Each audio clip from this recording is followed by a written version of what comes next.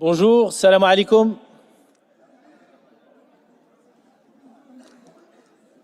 Good morning. Welcome to the second day of Science Week. As some of you might know, Science Week is an important event at UM6P. The goal is to present to the students a whole variety of topics that they are not customized to. And I'm pretty sure you enjoyed the day of yesterday. So Science Week is, as I pointed out, an important event. And I think we are very grateful to UM6P's team, Hisham Al-Habti, Khalid Baddou, Fouad Al-Arwi, who has been working hard to prepare this week. And this second day of the week, at least this session, is devoted to the College of Computing. So the College of Computing was created less than 10 years ago. The goal of the college is to constitute the top one research center and high-level education center in Africa. And with the talk of Professor Swanepoel, we will see what it means to be top X or top Y in a certain area.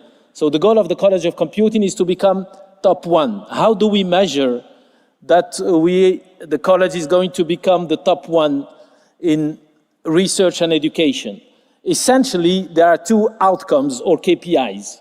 The quality of the research produced, which is typically measured by high-level publications on the one hand, and on the other hand, with actual practical projects, in particular with OCP and with impact on Africa. So this is how we measure the research excellence.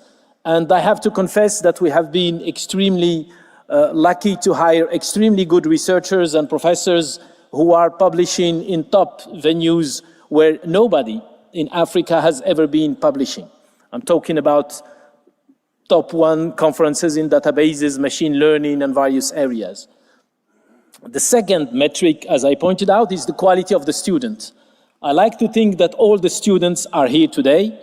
One of the criteria of excellence is to come on time to the classes and the conferences, and we keep bothering the students to come on time. We believe that this is very important as a metric of excellence. So the quality of the students is also measured in what we call soft skills. And I keep repeating to the students, please read, read, read, and not only TikTok. Please read in French, read in English, try to learn how to speak. This is also important. Last but not least, this is a College of Computing, and we try to make sure the education is extremely demanding and to the higher standards.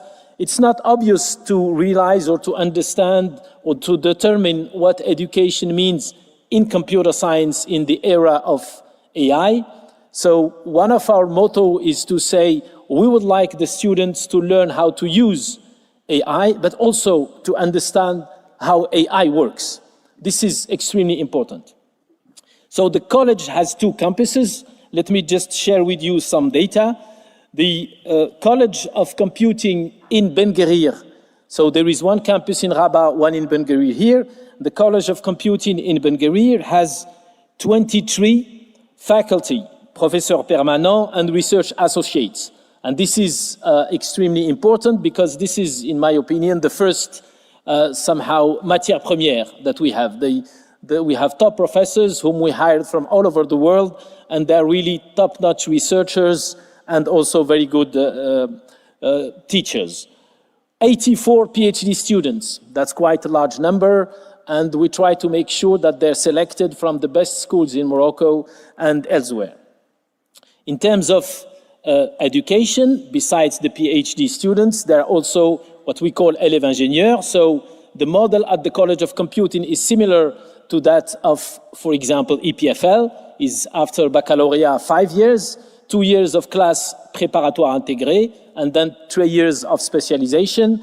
And we have, as of today, 234 students in the College of Computing undergrad level. Okay, so interestingly, 70 in the first year. Why I'm saying 70 in the first year is because we got 40,000, yes, 40,000 applications, out of which only 70 were selected. So a message to these 70 who were selected: you are extremely lucky to have been selected. Please work very hard to stay in the college and hopefully finish in 5 years. So 233 includes these 70 plus student of the other year. The first promotion will finish next year. So please try to make us proud and make our faces red. This is an expression in Morocco to say حمروا لنا وجهنا. Interestingly also, 50%, roughly, 50% of the students are boursiers, which means that they have a fellowship. I'm saying roughly speaking if we average the numbers. So 50% of the students come from socially economic condition where they couldn't have afforded education elsewhere, and thanks to the UM6P and the OCP Foundation, they have been lucky to get this fellowship. Another message to tell you, you are lucky, please, please, please work hard. Work hard means computer science, mathematics, but also what we call social skills, French, English, how to talk, but also to come in time and to respect your professors. So this was about the campus of Ben Guerir. I'm not going into the details, but essentially there is the campus of Ben Guerir and the campus of Rabat. Both of them share the same class préparatoire, which are in Ben Guerir. And then in Rabat, there is a campus, as you probably, I'm sure, know, devoted to cybersecurity. So the last 3 years, the years of Rabat, are devoted to cybersecurity, whereas the 3 years of Ben Guerir are devoted to AI and data science. But both of them give the student a degree in computer science. So, of course, people in Ben Guerir, they also do AI, in Rabat, they also do AI, and people in Ben Guerir, they also do cybersecurity. But there is more emphasis in each case on one of the two disciplines. So in Ben Guerir, there are essentially 8. So the campus in Ben Guerir is much younger. Well, the entire college is young, but Rabat is younger. 9 professors permanent and research associate. Again, we were extremely lucky to have professors come in from all over the world to join the college. 8 PhD students and 3 postdocs. Just to give you some numbers, in Rabat, we only have the first promotion, which means the first year of the specialization program, 30 students. And we got more than 2,000 direct applications. So these are applications for students coming from class préparatoire who want to join directly at the 3rd year. I hope I am clear. Just to tell you that the college is already extremely successful if we look at the number of applicants. If we look at the quality of publications, we can already say that it's quite successful. If we look at the quality of the students, we'll see what the first promotion will do when they go to industry or academia. As I said, the goal of the college is primarily research. So I hope that some of the students will choose the path of PhD and will do a PhD studies, hopefully here at the college or somewhere else in the world. The second goal is to improve directly industry, and I really hope that some of the students will consider staying in Morocco. I would like to thank our industrial advisory board. Some of them are here today. In particular, this year, OCP and Valiance, they were extremely helpful to welcome the students in their buildings and to show them what it means to be an engineer in Casablanca. hoping that some of the students will decide to go work in Casablanca and Rabat and not necessarily in Munich or Paris or elsewhere. I'm not saying it's bad to go there. I'm simply saying it's good to also consider a position here in Morocco.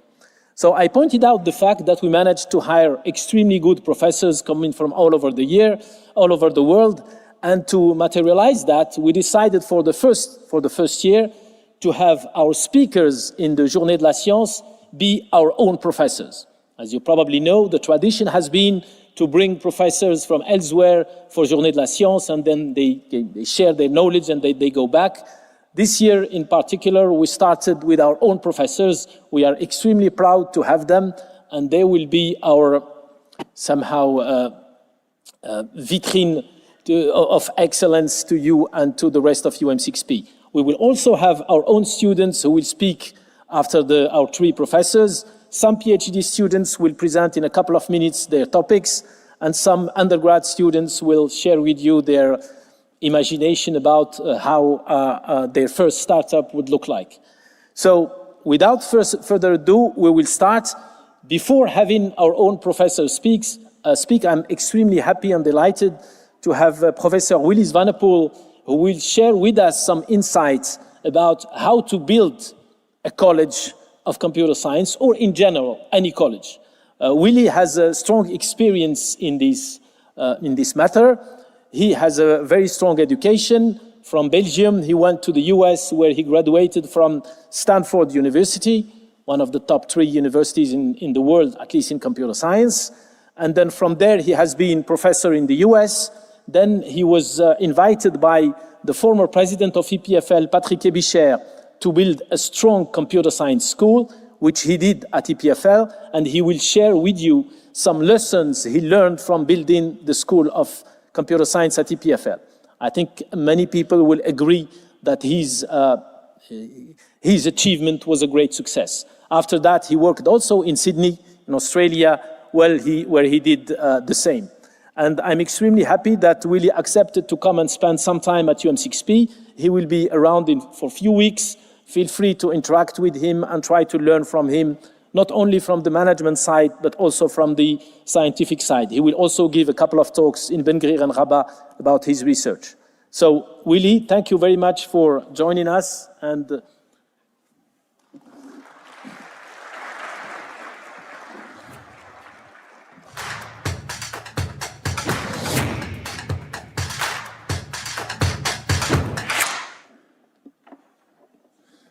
Thanks, Rashid. Thanks for the very kind words. I'll try to do justice to what you just said. So I'm also, I should say, I'm very glad to be here. It's the first time I'm for an extended time in Morocco, and I'm really enjoying it. And I'm going to be here for a while. So if you want to see me, I live in the Villa de Séchereux. Now, there's another technical talk. I'm giving a technical talk in a couple of weeks. But this is sort of my experience from being dean in various places. And so let me start off. Rashid said a little bit about this already, about sort of a short story of my life, or my academic life at least. So I did my undergraduate in Belgium, where I grew up, and I went through a schooling system that's very similar to what you have here with the École préparatoire, followed by the École spécialisée. It's very similar to what you have here. Then I went to Stanford to do my PhD. I was a professor at Rice for a long time. Then I came back to Europe to be Dean of Computer Science at EPFL. And finally, after that, I became Dean of Engineering at the University of Sydney. And now I'm on my way to retirement, actually. So most of what I will talk about is my experience at EPFL. I will also say a little bit about my experience at the University of Sydney, but I really want to talk primarily about my experience at EPFL.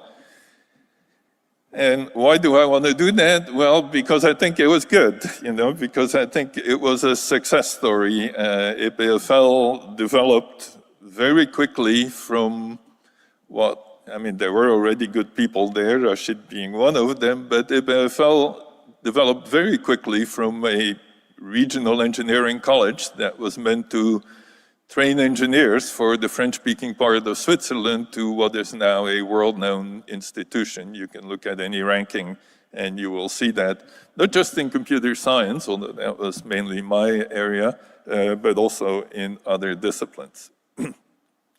So like I said, I came back from the US to become a dean at EPFL. And so the first thing is you have to get the job, right? And so how do you get the job? Well, that's the first thing I'll talk about. But first, let me give you a brief commercial about EPFL. If you don't know about it, it stands for École Polytechnique de Lausanne. It's in the French-speaking part of Switzerland. It's a beautiful campus right by Lake Geneva. And these are some key facts and figures. We have about 14,000 students, 370 professors, and 1.1 billion in annual budget. So just sort of a side note to this, when I started 20 years ago, we had 5,000 students. Now we have 14,000. I think that also says something about the success. Now, like I said, you have to get the job. And so how do you get the job as dean? Well, they will ask you to write a vision statement, that's often called. And so this is sort of the key excerpt from my vision statement. This worked for me at the time. I said, I want EPFL to be in the top 5 computer science departments in Europe in 5 years. And so it worked for me. Now I want to warn people that have ambitions to become dean or head of school. You have to be a bit careful with these statements of the form top 10, top X, top 1. There are already X departments in the top X. So if you say, I want to become a top X department, you're going to have to replace some of those. And they're not sitting still either, so you have to be a bit careful what you pick. You know, it sort of should pick something that is both ambitious, otherwise you won't get the job, but still feasible, because otherwise you will get fired after 5 years in the job because you haven't achieved what you set out to be. So this is my rule of thumb. You sort of think of where you are currently.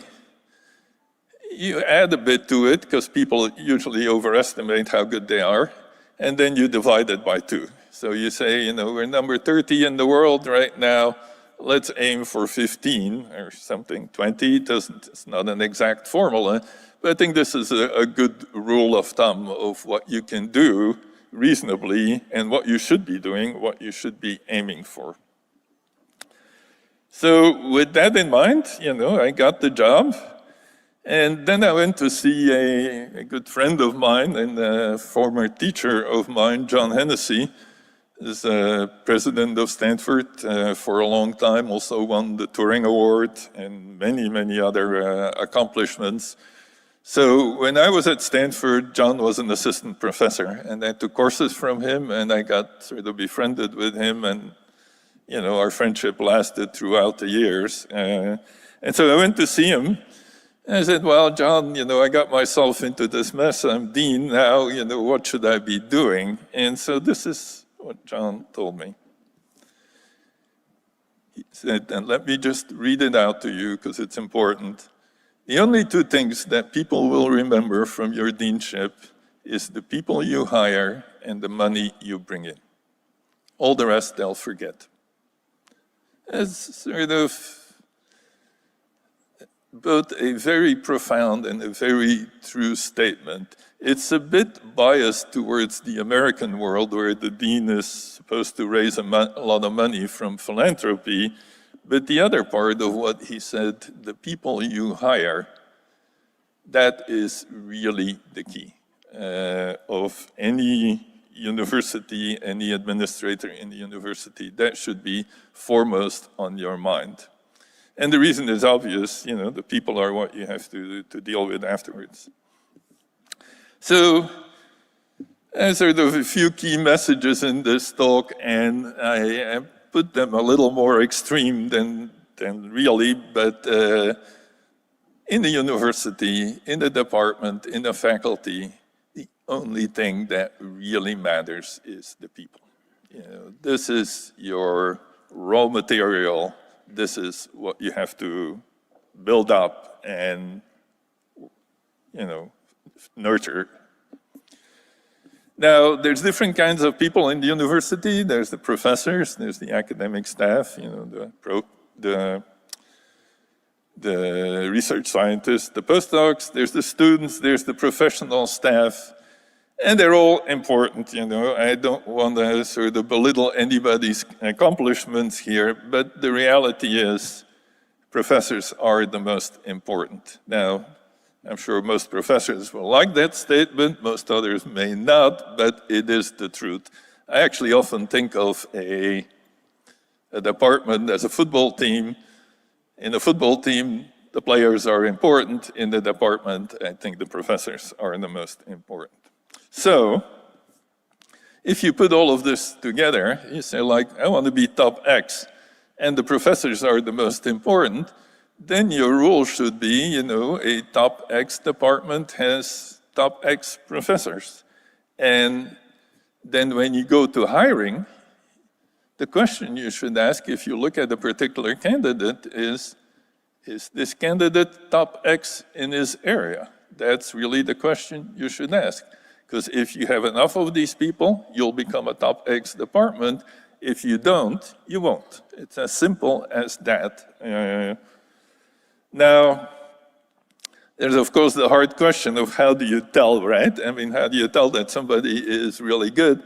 And there is no short way, and I've certainly made my mistakes over time too, but there's some good signs and some signs that, in my opinion, you shouldn't look at. The good signs, and it seems like you've done this here at UM6P already to a large extent, if the person is already in the top X department, well, probably it says something. If the person has offers from other top X departments, well, they probably know something, and you know, it's a good sign. And then the thing that I look for is sort of letters of recommendation from top X people in the field of the candidate. And I usually don't stop by looking at the letters, but I make a few phone calls to people who have written the letters and say, well, did you really mean what you said here, that this person is the best in the world? And you'll find out sometimes you get very surprising answers. People don't like to write things down that are negative, but when you get them on the phone, sometimes you hear things that you thought you would never hear. Now, there's also a bunch of, in my opinion, unreliable indicators. I think metrics, they say something, but you shouldn't be governed by metrics. Areas, age, all these things. I think this is not so important. Now, this is hard work, you know. Being a dean or being department chair is hard work, and hiring top X professors is hard. And the reason is obvious, you know, other people want them too. You know, first of all, if they're already somewhere, that place will fight very hard to keep them. If they come out of school when you try to hire them, well, there'll be other people that want to hire them too. So you have to be aggressive. You have to be both aggressive and patient. So the first person I hired at EPFL when I became dean was Tom Hensinger, who was at UC Berkeley at the time. Well, I flew twice to San Francisco to go talk to them, you know, and to talk to his wife and to convince them to come to EPFL. You have to be really pull out all the stops if you want to get top people. The other thing is you have to be patient. You know, don't go too far down the list. You know, if you do a recruitment, you usually have a list of, you know, your number one, your number two, your number three candidate. You don't want to go too far. You know, there's always next year, and that's what you should do. Now, as I already said, I repeat myself here, hiring top X professors is hard, but there's one thing that's harder. Anybody know what it is?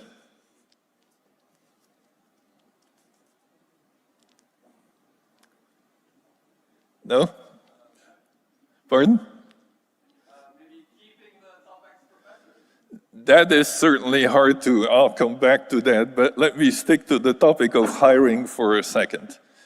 The hardest thing is to prevent hiring of professors that are not top X. Because you will get a lot of advice that you should be hiring so-and-so who is not top X, and you're going to have to say no to it. And that is not a pleasant thing. So here's a long list of bad advice that I got, and I think every department chair, every dean gets. You know, first of all, we all like ourselves, right? So we always would like to have more of us, you know, sort of, I call this mums, you know.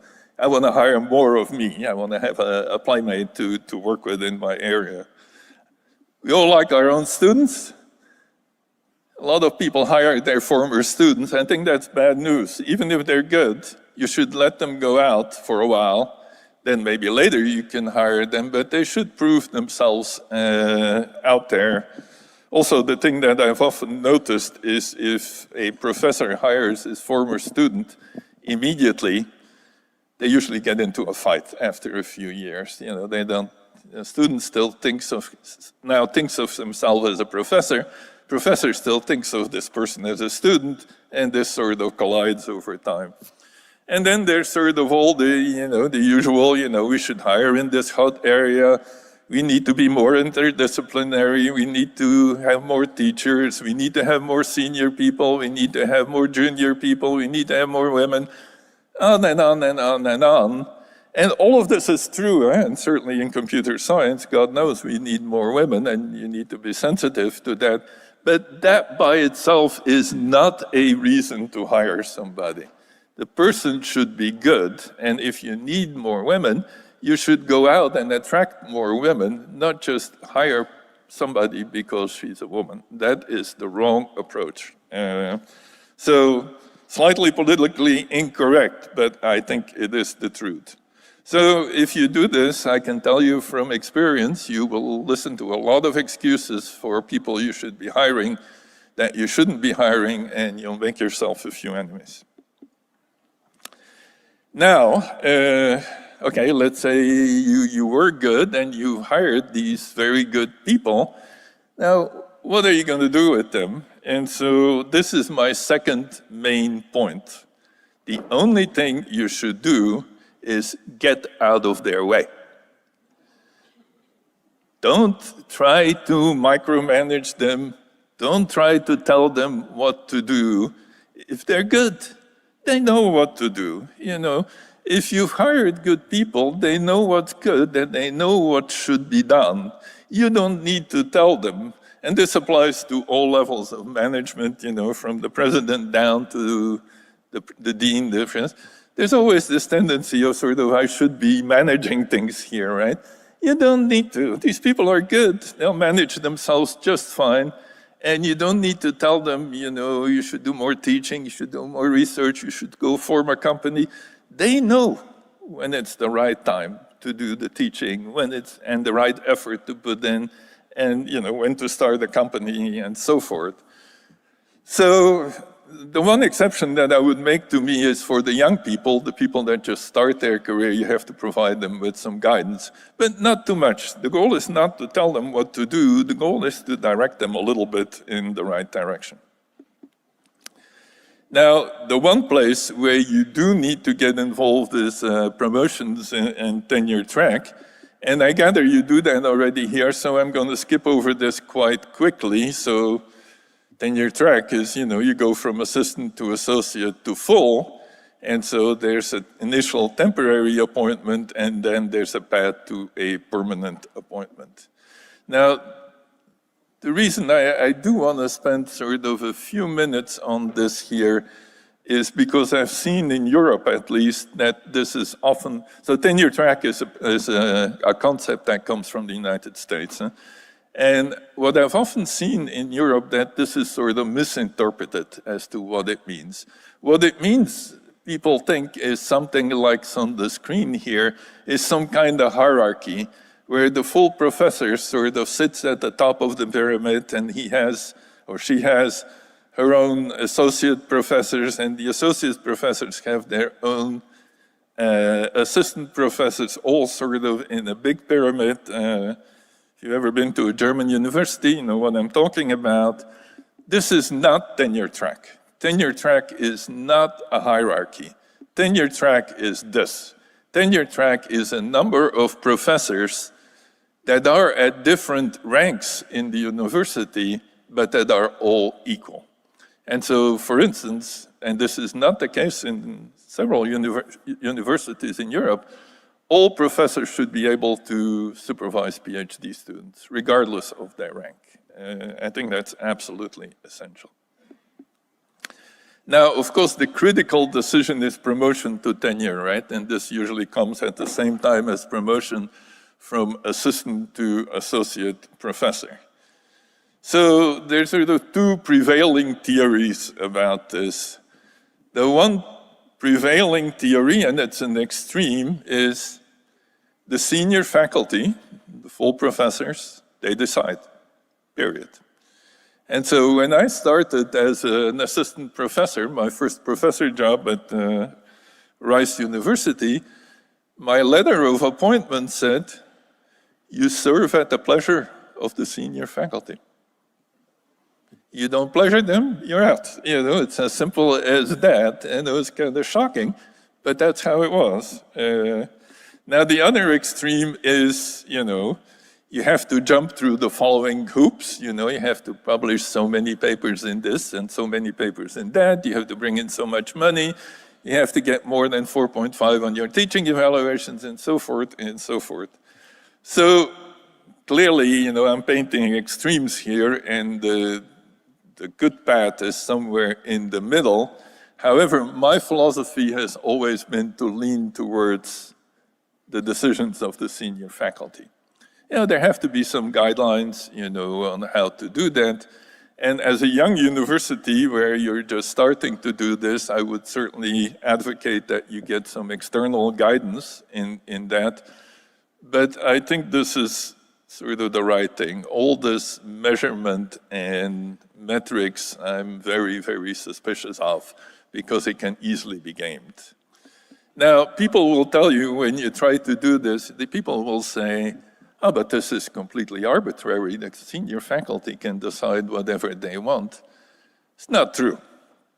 And to hark back to Adam Smith and economics here, and there's the invisible hand of the markets at work. If you do not promote a good person, you will have trouble hiring more good people, because the people out there will see that you failed to promote a good person. If you promote a weak person, the people out there will see they promoted a weak person. We don't go there. That's not going to be a good university. So the market sort of drives you towards making the right decisions. You promote good people, you get a good reputation, you're going to attract more good people. You promote weak people, or you don't promote good people, you get a bad reputation, and you're going to have a hard time attracting more good people. At least that's my theory. Now, the criteria, like Rashid said, you know, good research, good teaching. There's also a tendency to sort of account for service. I'm very, very suspicious of that. I think, you know, young people should do research and teaching and very little else. You know, they do a little bit of service, and that's good, but it shouldn't be a major consideration in their promotion. So it also has sort of this nefarious consequence that then sort of people put too much time into it, and the senior professors take advantage of the junior ones to sit on committees. No, it's no good. Okay, let me sort of give you an intermediate summary of my talk. These are my three main points. I keep on coming back to them. Hire good people. Once you have them, get out of their way, and then promote good people. Very simple. Now, is there anything else? Well, actually, in my opinion, very little. I mean, if you do these three, there's of course a million things that, you know, departments do and department chairs do, But these are the three essential ones. That is really the crux of the matter. So attracting good students is crucial. I understand you're already in very good shape here in that regard. You have to attract good students at all levels. So here it's a little different with the 5-year program and then a PhD, but you have to do that. That's critical. But that's about it, Again, it's sort of students are part of the people and you have to worry about the people. And then as a department chair or as a dean, I sort of feel like, don't waste your time and don't waste your professor's time, with having them sit in meetings and whatnot. So when I was department chair at EPFL or dean later at engineering, I made a point of it of always doing a little teaching and a little research myself. I was never a full-time administrator and I didn't want to be, and I sort of feel like that shouldn't exist. You should have your day on the battlefield, find out what it is to teach, find out what it is to do research, and then you'll be a better dean or a better department chair or a better president or whatever. So one goal I always had, and not always successful, but I feel like every meeting at the university should be about research and teaching. If it's a meeting about something else, it's secondary. University is about research and teaching and very, very little else. And that's what meetings should be. Now, how well did I do? Well, I think I did okay. I think it worked very well at the PFL. Again, there's many sort of indicators to justify that. I hate to say it, but it worked less well at the University of Sydney, and we have a person from the University of Sydney here. She can correct me if I say something untoward. But I want to dwell a little bit on why it worked so well at EPFL and why I had a harder time at Sydney. We made some progress at Sydney, but not certainly as much as at So like every good academic, I will blame the institution for that and not, say that it was my own fault. I'm sure there were things that I could have done better, but I think there is an institutional difference between the two that's very important here. EPFL was certainly, and still is, very decentralized. The central doesn't tell the faculties what to do, the president doesn't tell the deans what to do, the dean doesn't tell the professors what to do. It's very, there's some overall guidelines and some rules that you have to observe, but in general, if you're a dean, you can really have an influence because nobody will come down from the top on you and say, no, you should do this, or I know better, or something like that. It's really quite decentralized, or was. Now, University of Sydney is sort of the opposite. It's very centralized. So Central tells the faculties what to do, and they actually believe that we do it. Little do they know. But the deans have to are expected to tell the professors what they do, what they should do. I tried to resist that, but it was viewed unfavorably by upper management. And so the tool of all centralization, I've decided this is sort of the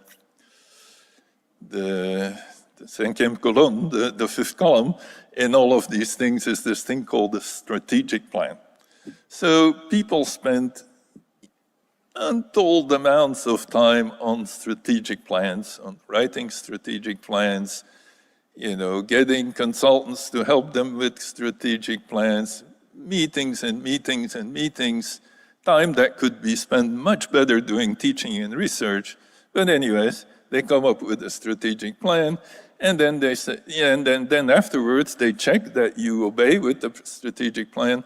the faculty has to have a strategic plan, and the dean should check whether, you know, the professors abide by that strategic plan. I think this is crap. You know, I think you have to have some sense of direction of where you want to go. That's for sure. But I've sort of come over the years to the conclusion that a strategic plan is just a way for upper management to tell you this is what you should be doing. You know, and that's no good. They shouldn't be. You should know what you want to do, and you should convince central management that that's the right way to go. Also politically incorrect, by the way, but then again. Okay, and there's sort of a whole bunch of places where it matters, you know, like at the PFL, if I said, you know, I want to hire this person, the president wouldn't come back and say, you cannot hire this person. So the president at the time, Patrick Ebesche, he was a medical doctor. And so the first person I hired, Tom Hensinger, he said, well, he doesn't have any publications in journals. He only publishes in conferences. And I told him, well, the good people in computer science, they publish mainly in conferences. And he bought that. You know, he said, if you say that, then it must be true. You are the dean of computer science. You must know this. So this is just an example of, you know, who gets hired, who sits on hiring committees. Also, financially, at EPFL, basically, the dean got a budget, and I can't say you could do with it whatever you want. You know, you cannot go on a 7-star vacation to the Bahamas, but, you know, you had broad freedom as to what you could do with it. And then if you saw some really good project in the faculty, you could say, okay, I'm putting $100,000 towards this to get this started. Then you have to get money for yourself later on. But and also in general, and certainly at universities more so than at companies, I think the closer to the ground, so to speak, that the decisions are made, the better off. You know, you make better informed decisions, you make quicker decisions. Also, there's sort of a good and a bad side to this. If the decisions are made locally, then you don't need this huge central bureaucracy that many universities now flaunt, and I think is a bad idea. All right, at the end of my sermon, again, let me remind you of what I think are the two sort of key things that I learned that work. Focus on people, and people. You know, hire good people, get out of their way, promote good people. That's what you should be doing. And then this is the second one is sort of more an institutional comment. Decentralize, decentralize, decentralize. Don't try to sort of have this top-down. The university is not a company. Don't try this top-down approach. You know, it doesn't work. And with that, I hope you found it a little interesting and a little enjoyable, and I will conclude and thank you for your attention.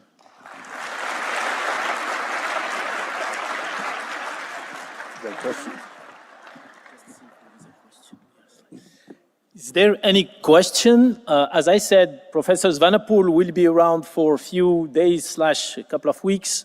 You can still meet him in the cafeteria and ask him questions, but if there is any question brûlante, if not, we can talk to him later. Thanks so much, okay, Willy. Thank you. So before moving on, this was all music to my ears, and I'm sure to many people's ears. A couple of comments, however. Willy said that professors are crucial, but the other members of the college are also important. I would like to say that they're also crucial. The students are crucial, but the management staff is extremely important, and we are very lucky to have extremely good people helping us from the beginning. I would like to thank them here. The other thing that Willy also said, yes, Willie also said that younger professors should not do too much services. The problem or the good thing we have at the college is we have only young professors. So if no young professor does any service, nobody will do any service and we will be stuck. So I really thank the young generation for doing a great job. Of course, there are many people, I don't want to name some, but I think one of them, she would know I'm talking about her. I would like to thank her so much for taking care of the program. So now we are going to talks by our own professors. As I said, last year we used to invite professors from all over the world, but we did invite them and they came and they joined the university and now they are part of the College of Computing. So today we have 3 of them, which I believe are excellent. There are many more. Hopefully next year you will hear other professors talking. The first is Professor Mounir Roro. There are 2 big distinctions in computer science besides the Turing Award. There is the ACM Fellow and the IEEE Fellow. Mounir is the only Moroccan who is IEEE Fellow. This says a lot. And as Willie say, we need to hire good people. I think this is a fantastic example of a great person who joined us. So Mounir he went to various places. I think last affiliation in Europe was Leeds University, and he came to Morocco and joined EUR and then our college. So we are extremely delighted to have him. Mounir, the floor is yours. Okay, I checked with Ashraf. He told me Mounir, then Lamia. Lamia, are you first? My bad, Mounir, sorry, my bad.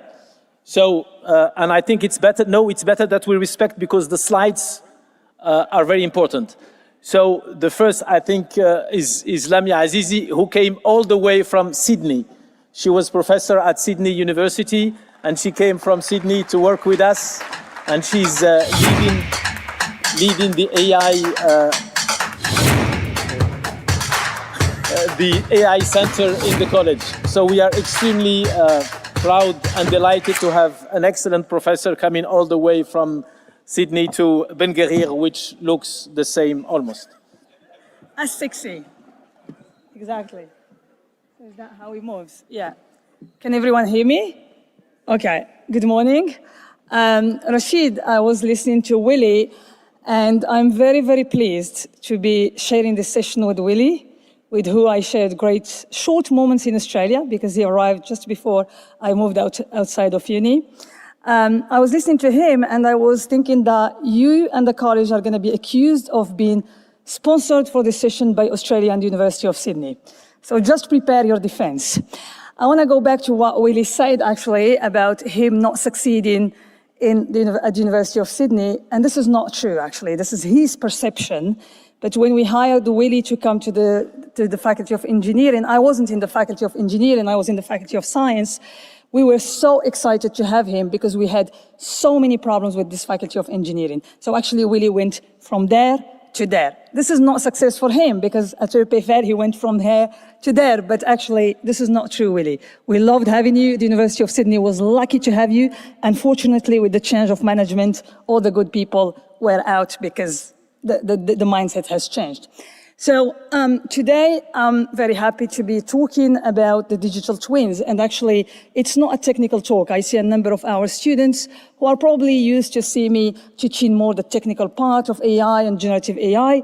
But I chose to talk about something technical without technical because I have very good compassion for our people who are not computer scientists who are joining us, in particular our heads of the College of Computing, Ibtisam, Benouna and Zina Brada, who are always sitting in the front. They are my cheerleaders, and the last time they came to listen to my talk, it was so technical that I felt so bad for them.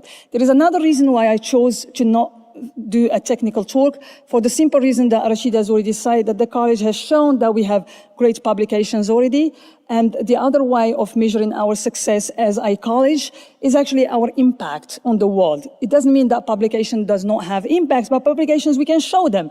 But our impact, I want to show you today that in this college, thanks to our professors, our students, we are at the forefront of one of the biggest technologies that are changing the world. And believe me, I was in Australia, I was at the University of Cambridge, I was in Europe, I know exactly what's going on there, and we are at the forefront thanks to our professors, students, etc. So why did I choose the digital twin? When I was approached to contribute to this session, I felt obviously honored because there are other professors who are maybe better than me to do this presentation. But actually, I thought about this theme of convergence, and for very long, computational sciences, and when I say computational sciences, I talk about computer science, mathematics, all these areas that interact and converge together because we don't do one thing without another, or we don't do one discipline without another. And actually, for very long, we were considered as the support, the biologists who know everything about biology, the medical sciences who know everything about medical sciences, the chemist who knows everything. And they call us when they have some data to analyze, or they want to do some simulations that are useless, so they call us. Actually, this is not true, because when we look at the world around us and where technology is going, we are becoming the central. And if nobody or someone doesn't understand this, they have a problem, actually. The world is moving towards new era of sciences driven by computational sciences. And I choose the digital twin because it applies this theme or this different aspects of convergence at different levels. Convergence in computational sciences, which mean different interdisciplinary sciences, computer science and mathematics coming together. It's also applying convergence at different level in time, which means the past is informing in real time the present, and the present in real time is informing the future, because they are virtual platforms and systems. And also I chose this topic because actually it has a great link between fundamental sciences and the applied real world. The truth behind all of this that I'm not telling you, I'm a little bit lying trying to justify or explain this example and why I choose to talk about digital twin and not about generative AI or agentic AI or other topics, is actually because I started this journey a few years ago when I was at the University of Sydney, when actually I met a guy. This is a great story of convergence for Ed. You're going to love this. So 2 worlds. A finance guy, a white male, middle-aged Australian, finance guy, by definition, rich guy, met a professor lady, poor by definition, because a professor is poor, a woman from a multicultural background in a dinner, in a philanthropic dinner. And we started talking actually about surfing and great sports of surfing in Australia. And quickly this conversation turned into his frustration from biological sciences and medical sciences. It turns out this guy had a critical cardiovascular disease condition that he lived with for very long. And he was thinking that all this technological development in medical sciences have not really reached the point where actually we can start relieving the pain of people like him and his family and other people who are suffering from these conditions. So, great conclusion of the evening. We left talking about how computational sciences can shift this mindset from doing experimental research, waiting clinical trials for very long, doing hypothesis testing, and all of this old-fashioned way of doing things that takes so long actually to go from what we're doing to a service or a product, or understanding the mechanisms behind this disease and having the right treatment plans and personalized medications for different conditions. So, good conclusion of the story. I left with a great promise of a good funding for my research to start exploring this area, and a hope for this guy, my angel philanthropist, who has supported me throughout the years actually to build this technology and sell it to different industries, and still working on it. So this is not moving. Okay, so I'm going to step back a little bit from this digital twin. When I say it's convergence in time, or of the past, present, and the future, is not only in the fact that these are virtual platforms and systems that take into account the past, the present, and the future at the same time, but it's also a convergence of when this started. Digital twins are not new technologies. Even I know our students are Gen Z and they think this has always existed, or this is cool, etc. But digital twins started in the 60s actually, and it started in NASA. And NASA, what was their early, of course it wasn't digital because we didn't have already the digitalization as we have it today, but what they've done is actually they built these physical copies of their of their spacecraft, and they tried actually to imagine the conditions and what could happen when they send their spacecraft to the orbit. So actually they started preparing for the future without even knowing what the future holds for them. So they used what we called at the time the early versions of what become later on the digital twin. They actually, when the Apollo Crew 13 had some onboard explosion, they tried to use these physical copies to simulate rescue scenarios actually on the ground without having to intervene in the spacecraft in the orbit.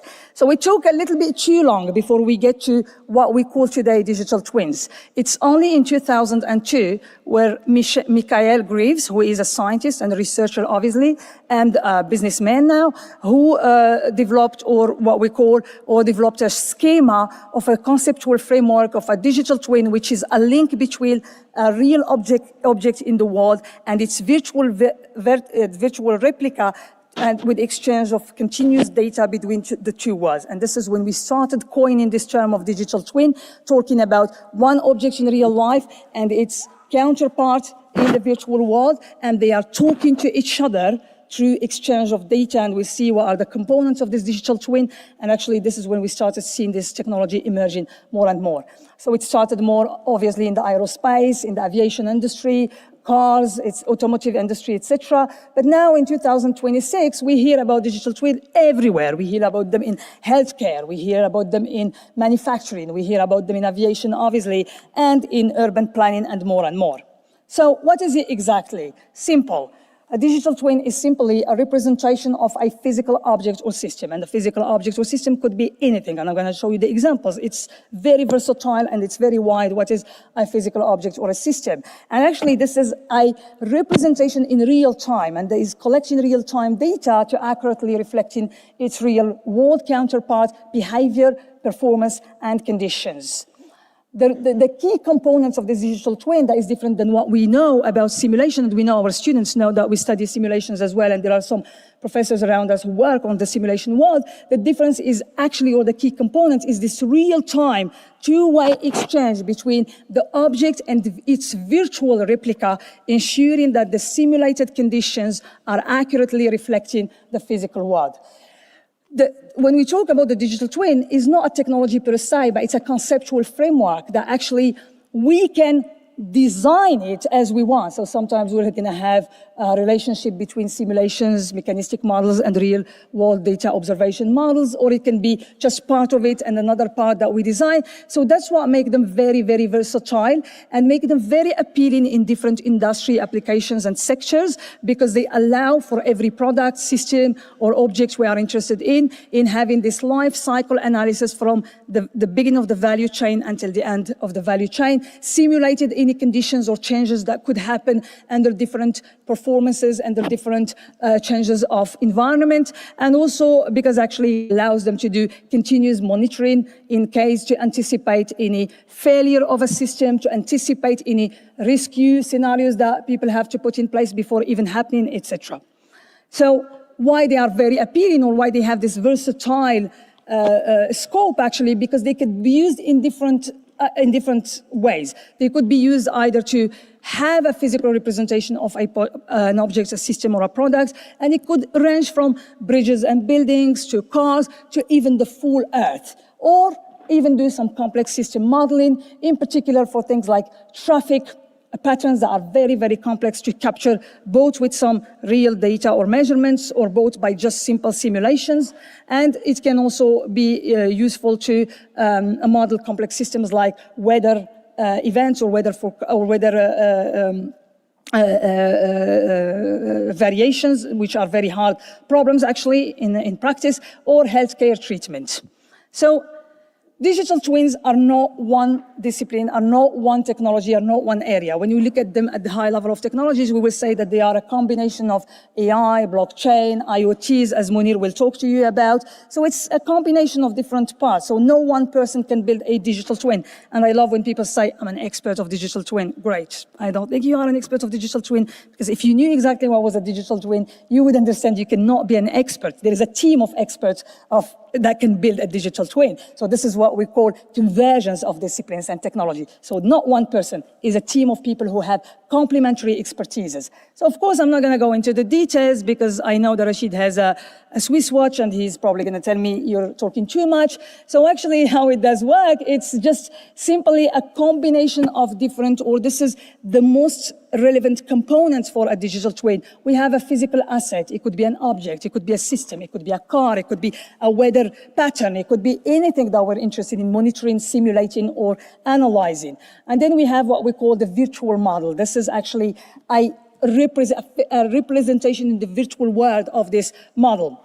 It could be a 3D, it could be more than that. It depends on the problem we're dealing with. Of course, there are the data sources. And now it's becoming very broad, these data sources, because most people think that digital twins is just about IoT devices, it's just about sensors. But with this new era of AI, generative AI, agentic AI, or as Rashid and I would say, whatever AI, is actually these data sources can be a number of different sources that they can be put together and fused and integrated together. And my students know that I talk a lot about multimodality from a technical perspective, means different data sources coming from different sources. And then, of course, we need a data pipeline because we have to integrate not just the data sources, but we have to integrate what comes from the virtual model and what comes from the physical world through the data and this exchange, two-way exchange between the two. And actually, of course, we need an analytics engine, mostly driven by machine learning and AI.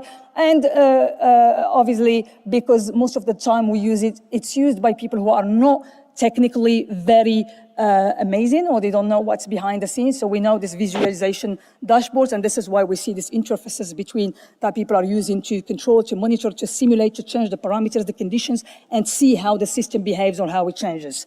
So just simply, does it work? We need virtual modeling. We need live data integration. We need data collection. You need analysis, simulation, and decision making. And for our students in the room, this is all the classes that you're having throughout the years. This is how they come together to build these technologies that are impacting and changing the world. So you are in the right place, actually. Don't say it to the other students. Just a quick distinction between the digital twin and simulation, because simulation is part of the digital twin, but they are different than simulation, because simulation, they live in the virtual world with no connection to the real world, actually. And they could be just like representing something virtual in a preconditioned mechanism that actually maybe they are not reflecting the reality of the system we are working with or we're interested in. The 3D model, most of the people who sell or commercial solutions that sell digital twin technologies, they sell what we call a 3D model. A 3D model is not a digital twin. It is just a 3D representation of that object or that system. But actually, it cannot simulate scenarios. It cannot understand how a system can behave. It can just show us how it looks like. So this is why the digital twin, they are a little bit more powerful, because this is a combination of different worlds. It's the best of the two worlds. It's the best of the simulation. It's the best of the 3D models, in addition to the observation and real world data. How all of that come together in real-world applications is very important. Of course, in industrial setting, people have been using some type of digital twin. I think 75% of industries around the world, they use a type of digital twin because there are different technologies of digital twin. Is it a digital twin about a specific component in the system? Is it a digital twin about the full system, about the car as a whole? Is it a digital twin about the process of developing a new material or a new battery for a car? Or is it really a digital twin about different combination, different assets in an enterprise? So you see, it's very versatile. And the definition or the development of the technology itself depends a lot on the formulation of the problem that requires huge technical expertise, and not of one person, of different people within the computational sciences. So it's the interdisciplinarity. You remember how I told you I motivated my talk about my angel philanthropist that helped me and supported me in this journey when I started at the University of Sydney. So really, this was within the initiative of the AI and Quantum for Material Sciences, and I guess your people were part of my steering committee when I started in this work. And then I took it out when I lived as well to the industrial world, and this is how we thought about this. Actually, if we can have a digital twin of a system, or if a product like a car or like like an airplane. Why we couldn't do it for the human body? Human body is a bench of systems, a bench of organs that have some mechanistic understanding, that we know how to operate to some extent, etc. So why can't we take these ideas that have succeeded in the industrial setting and do some magic with our expertise and technical expertise to actually build a digital twin for a human body and understand every different components in the body, how they interact with each other, and move beyond looking at the heart by itself, looking at the kidney by itself, because we know it. When we have symptoms, they are not always related to the organ where the symptoms appear. They are probably relating to something else happening in a different part of our body. So this is how we designed this digital twin. We thought we have a number of biological knowledge and research and expertise in the world of bodies, and they are not very complete, and they are not the best mechanistic models, and they are not the best maybe description of the mechanisms of the different organs, but they are something, some knowledge that we have and we acquired and we tested in the real life. Then we have data. Data has become very, very prevalent in the medical world. We have genomics data, we have clinical data, we have all the knowledge about phenotyping, genotyping, etc. So we have huge sources of information. Adds to this all the technologies like the IoT system devices that actually allows us to have real-time measurements about different aspects about the system. So actually, if we combine these mechanistic models, and this is the simulation, and we combine it with the number of data we have, this is how we get a digital twin of a patient's body.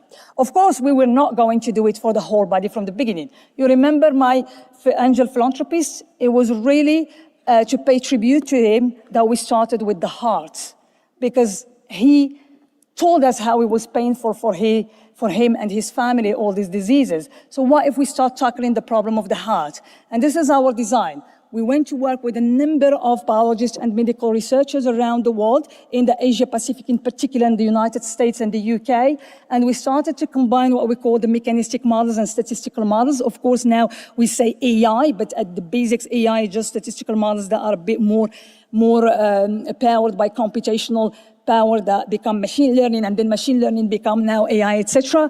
So if you combine these two, you get the best of the two worlds. You get data completing what's missing from the mechanistic model, the mechanistic model completing or fine-tuning the data or telling us that the observations we're having are not enough, and that allows us actually to do great things. At the moment I'm talking to you, this is something that we are testing actually in the Asia Pacific, and we're working with hospitals that are related to universities. So we test the research and we test it in the real world as well.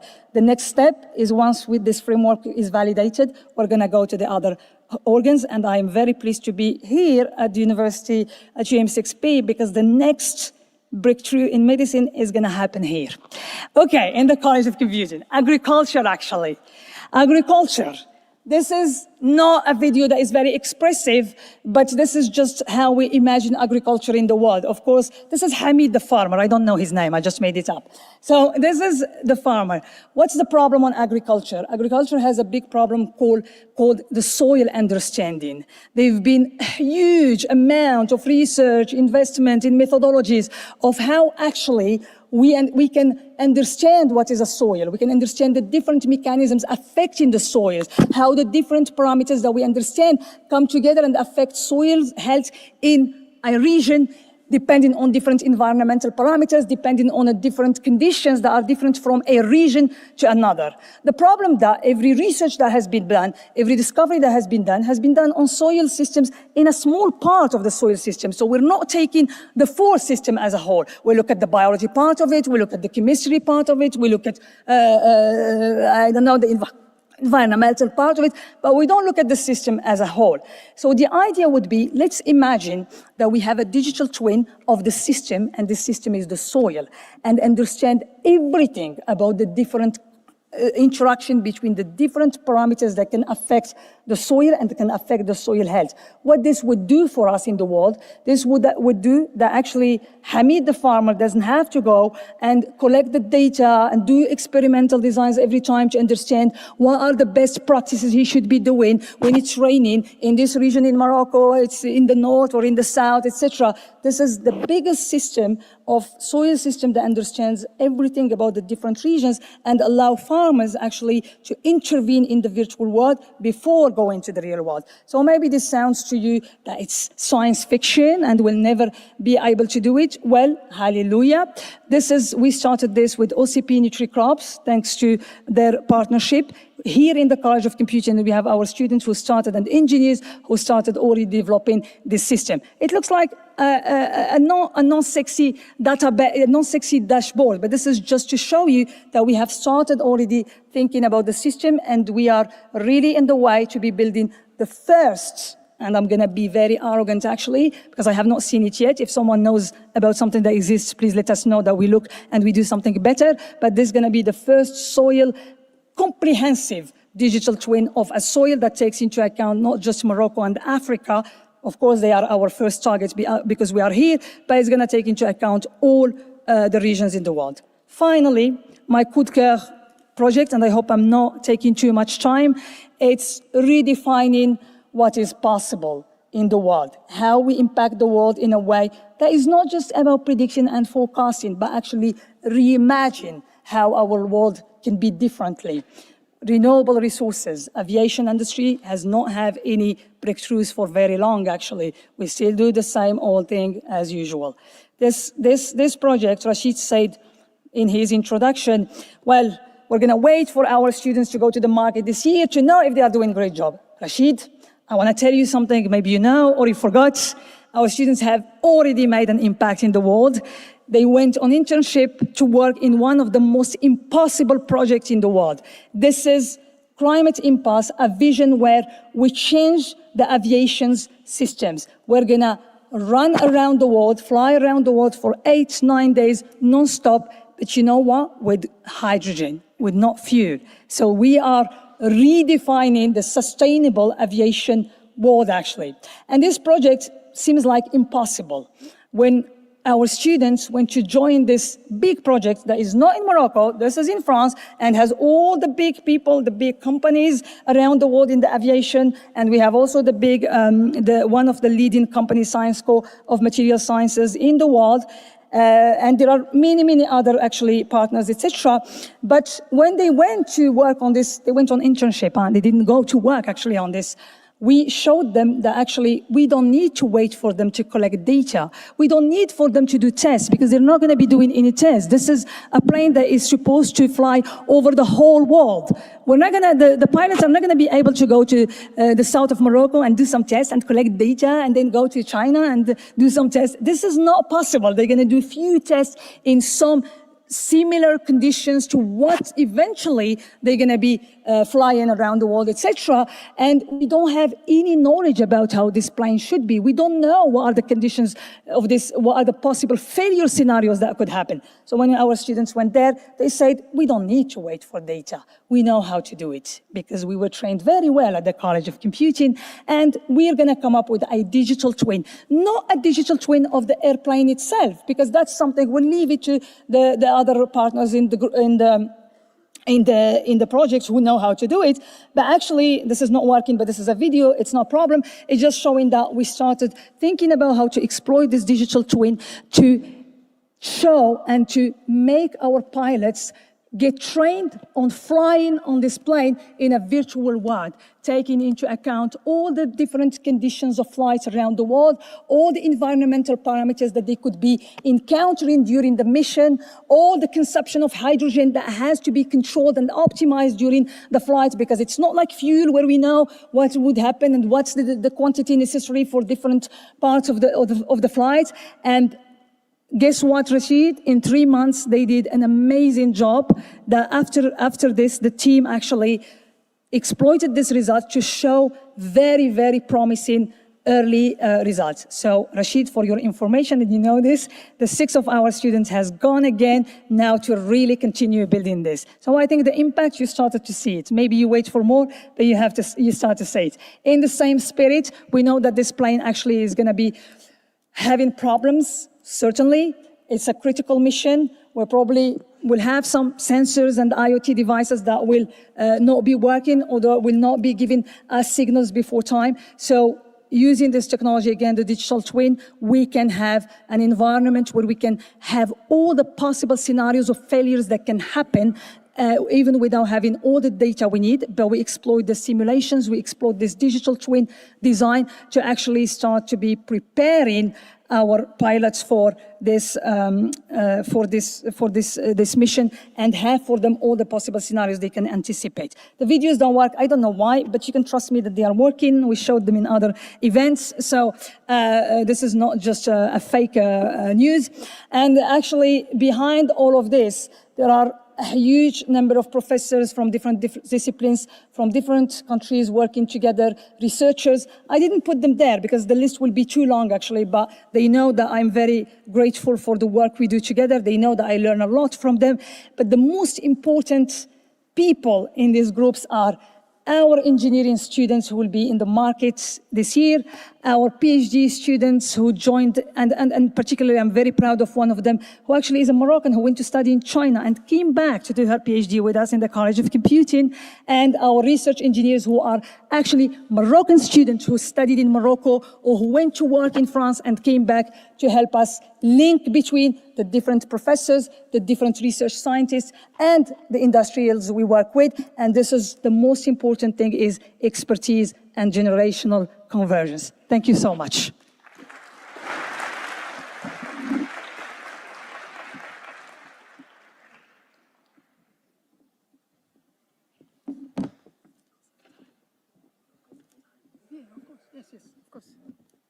So thank you so much, Lamia. Because of time reasons, we're gonna keep going because we have many interesting things to see, in particular the students. Let me just come back to what Willie said earlier. The president of Stanford gave him as an advice, hire good people and bring money. Actually, when you hire good people, that, like Lamia, she actually brings the money. Thank you very much, Lamia. So now Munir is going to talk to us about the Internet of Things, I hope, I guess. Thank you. And as I pointed out, we are extremely grateful to have him join us at the College of Computing.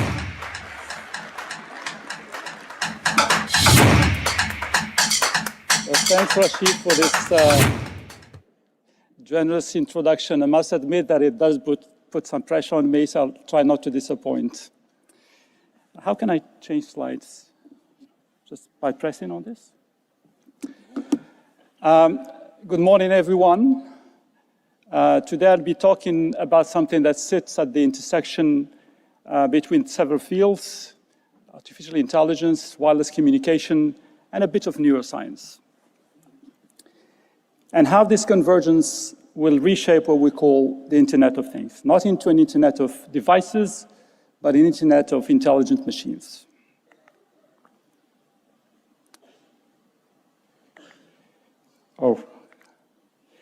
So for decades, we've been building wireless networks around human perception, around how we see, how we feel, and how much delay we can tolerate. A few tens of milliseconds for us is okay, it's entirely okay. We don't notice that delay. From 1G to 4G, we've been building networks to connect people on the move and to deliver content to them. We watch videos. This is moving on its own. We watch videos, we browse, we listen to music, and the network, the traffic was flown down to us. We say that the network is downlink dominated. We do have some devices that are connected, but they play a minor role in the system. Things will start to change with 5G. 5G, we start to have connected devices, massive connection of devices, protocols that have been designed for machines. What I see is that 5G it's not going to be just another generation, but a transition from from human-centric networks to machine-centric networks. And when we have machines that move to the center, that would take center stage, the rules will change because the machines will play by different rules. They don't have this notion of good enough, like us humans. So we have to have a network that would cater for autonomous systems, for systems that would interact between each other and with the physical world. So we'll have here autonomous systems. And these systems will not just generate data. They will act on it. They will sense the environment, they will make decisions, and they will act upon their decisions in their real time. And unlike before, they will do this without human in the loop. They will run continuously and autonomously.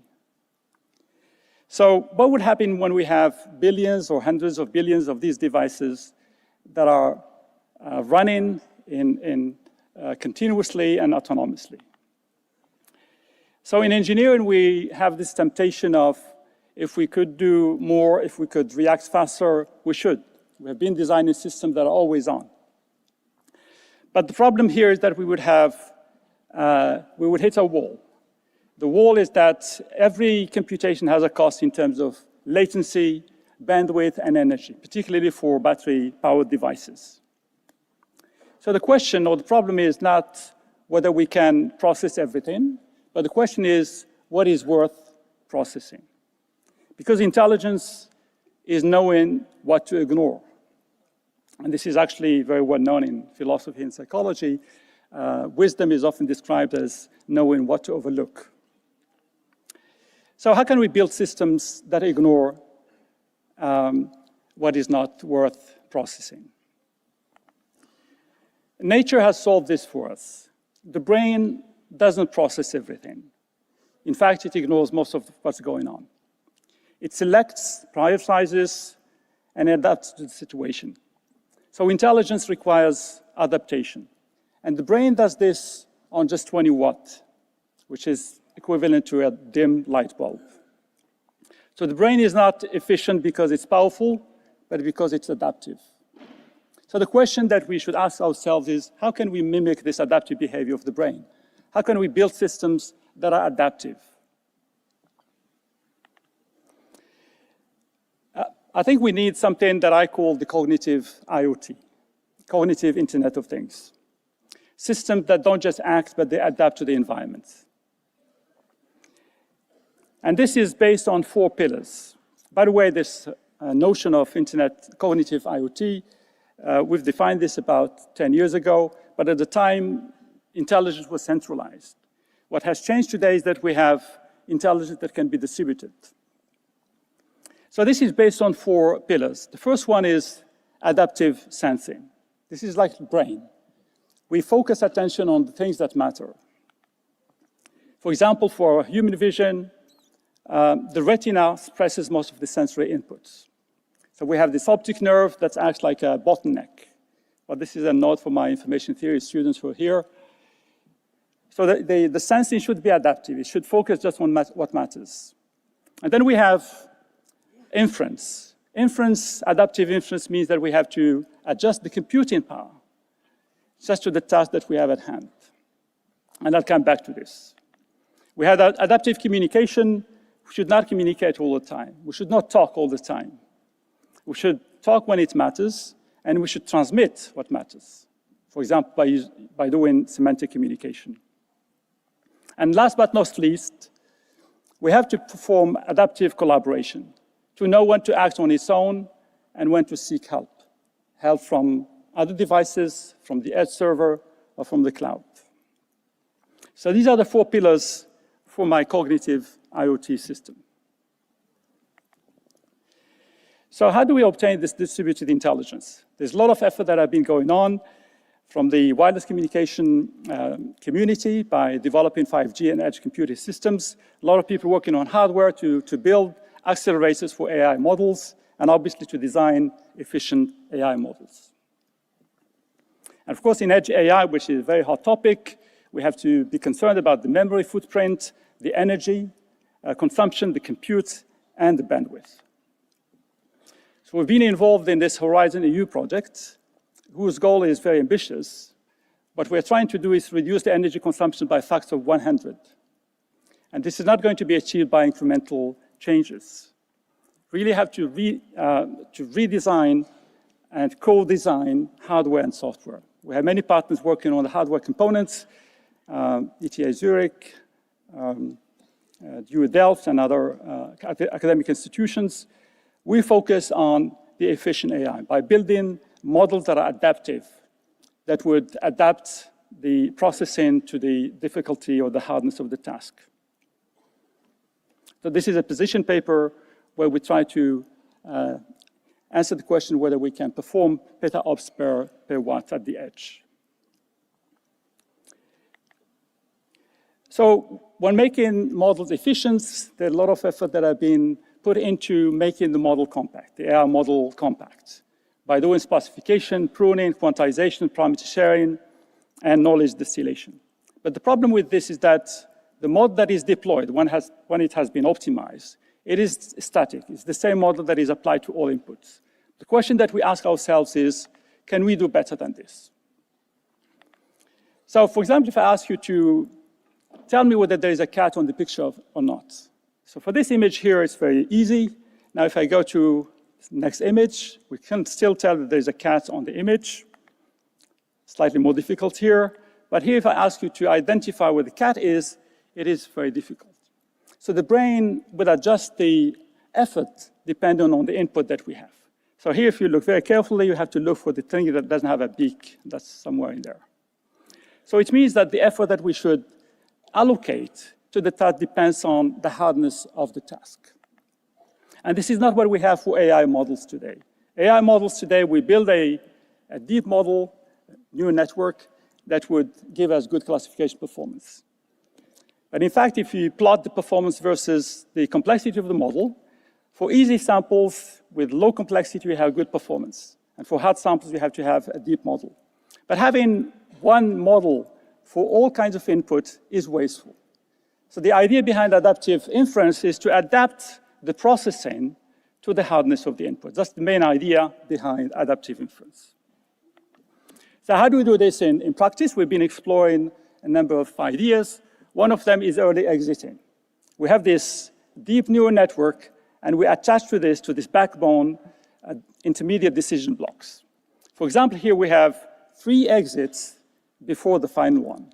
So we go through the network, and if we are confident enough in the first exit, then we exit, and we decide on whatever task we have.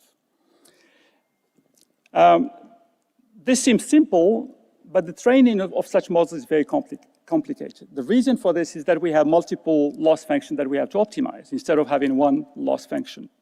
So we have a multi-objective optimization, which is more difficult than what we have in multitask learning, because the tasks here are hierarchical. For example, here, for the first exit, that representation, do I have a pointer? Should be a good last representation for the first exit, but at the same time should be a good intermediate representation for the following exits and so on. So we've been exploring how to train these models.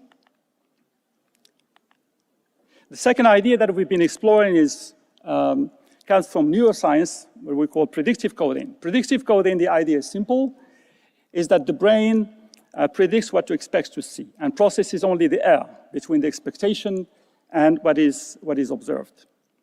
In other words, we say that to make sense of the present, the brain predicts the future.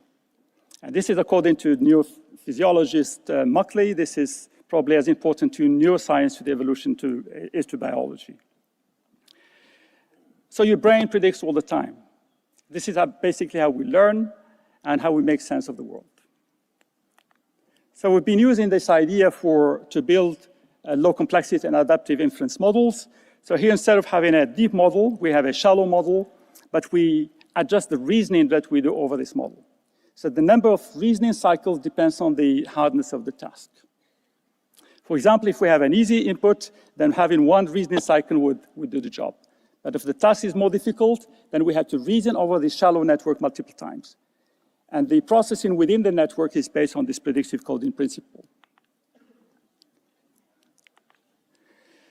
Within the Horizon EU project, we've been working on a number of use cases. One of them is with Jabra. Jabra is a leading company for audio solutions. So this is to perform speech denoising. So the idea here is to build a network to perform a mask that we apply to the spectrogram of the speech signal to reduce the noise. So here we address this problem using early exiting and by splitting the backbone so that we can ease the constraint that we have for the gradients. I'll skip the details. And by doing that, we have managed to reduce the energy consumption by a factor of about 62%. without undermining the performance of the network. The second use case that we've been working on is with Thales for image segmentation, satellite image segmentation, using hyperspectral images. So traditionally what is done is that the hyperspectral images are sent to the ground station. So this is slow, it takes a lot of energy, and it is of low bandwidth. So the idea here is to move the intelligence on board the satellite. So that's the reason why I have to perform this with low complexity, because the energy consumption has to be low, and the resources, compute resources, is quite low on board the satellite. So we've been using our early exiting and predictive coding ideas by building soft and hard confidence gates, and we have managed to reduce the complexity or the energy consumption of this task by 50%. Again, without undermining the performance of the network. The last use case that we've been working on, and we are actually working on this, is edge robotics. Instead of having just passive sensors that would make sense of what's going on, we have here machines that would act in the physical world. So robot learning is still an unsolved problem, a lot of issues, but here we're trying to instill this adaptive reasoning ideas into this, because we believe that adaptation should be a key component to robot learning.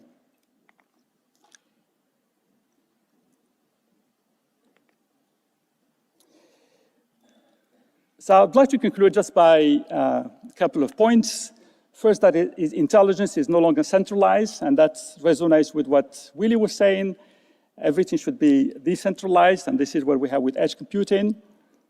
Edge computing means that we have to perform as much as possible at the edge of the network, but when we need help, then we can go to the edge server and even maybe to the cloud if necessary. The real time is no longer defined by human perception. This is a bit like in trading, where every microsecond gives you a competitive advantage. I think for machines of the future, for the Internet of Machines for the future, this will play a major role in how we define and design systems. So the challenge is not to process everything, but to build adaptive systems. And that's not easy. We've been working with people working on hardware, QU Leuven. In software, it's quite straightforward to build these models, but to build this in hardware, it's not easy. We've been doing this co-design, hardware, software design with QU Leuven, and it is challenging. So there's a lot of research challenges ahead to make really system adaptive. Communication networks will increasingly be machine-centric, so let's ensure that these machines remain in service of humans. I would like to acknowledge the help and support of students, PhD students, postdocs, and colleagues. I would like to thank you for your attention. Am I within the time? 15 minutes.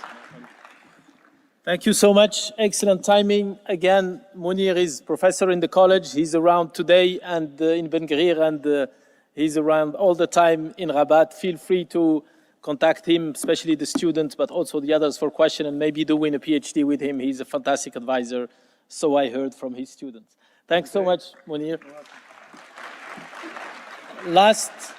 Last but not least, among our professors, because we will have few students later, is Ashraf Lallali, who is an amazing professor who actually grew up here in Ben Gurion, went to work in the US at USC, and decided to come back to the college, and I will not say give back, because I think he also gets something, but definitely to give back some of his science. He's also the one who has organized this session, and I would like you to thank him together for his hard work.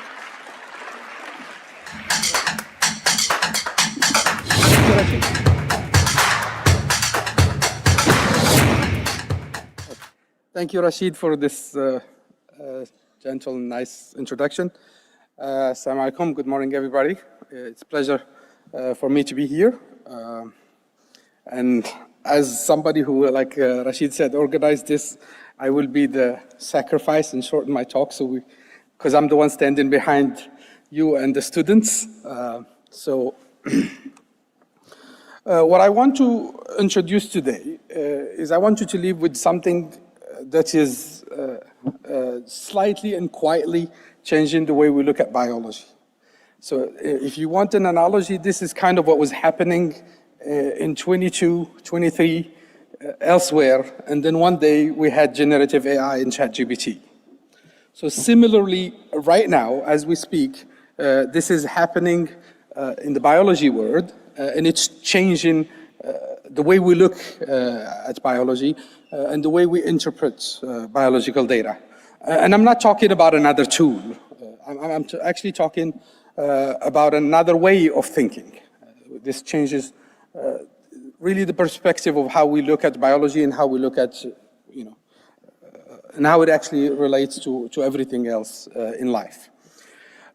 Just to start with an anecdote, to give you the importance of this and what's happening nowadays, I started looking at this, of course, once generative AI came, just like everybody else. Even though we didn't study it as students, we had to study it as professors. Otherwise, we'd be gone in a few months, not a few years.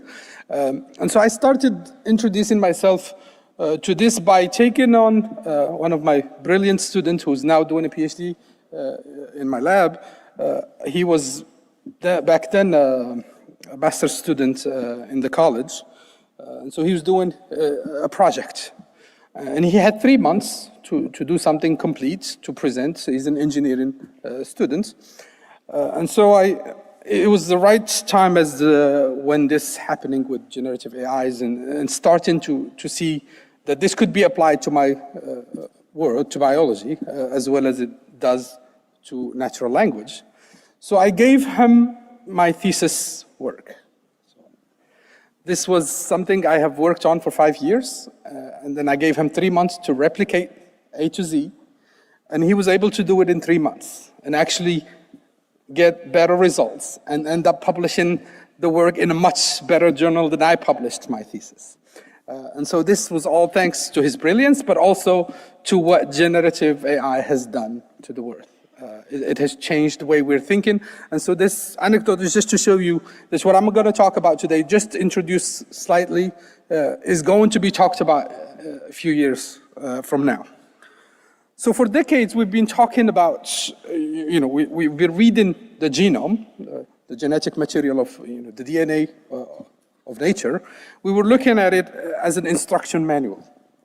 You sequence, you look at some sort of functional things, and then you see this does this and so forth.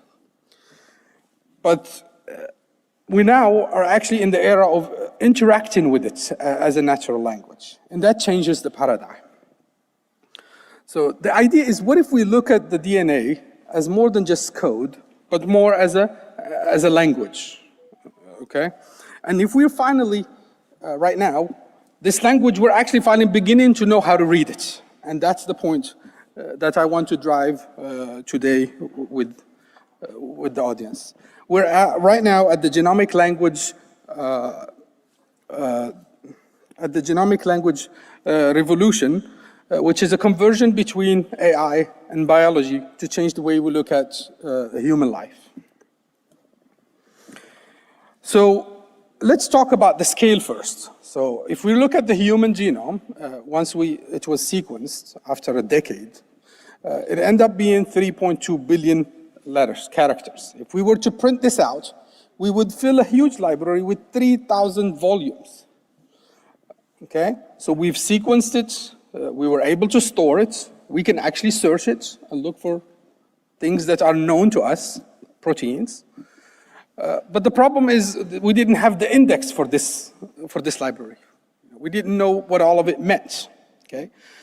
98% of what is out there in this genome, just the human genome, not even talking about the rest of the biodiversity, 98% of it is what is often referred to as the dark genome. And this dark genome is not there randomly. It actually includes the regulatory functions, the regulatory elements that tells the 2% what to do, okay? And before this, we were never, we were relying on things that are known biologically in order to understand, and then us as computer scientists, we use that biology known facts to actually try to translate that into algorithms and pipelines and things that can help complex this data, or actually analyze this data. So why is this happening right now? This is happening right now because of a triple conversion, okay? First, we have the algorithms. So we moved from the simple transformer to a state space models. So these things like Mamba2, things that can handle biological sequences because they are large. Secondly, data. We now have data sets of 9 trillion tokens ready for training. And third, the exascale compute. Globally available, these large exascale machines are allowing us to process the entire Earth biogenome in one training data set. So because of this, we're no longer just looking at analyzing the sequence, but we're also trying to interrogate the latent space.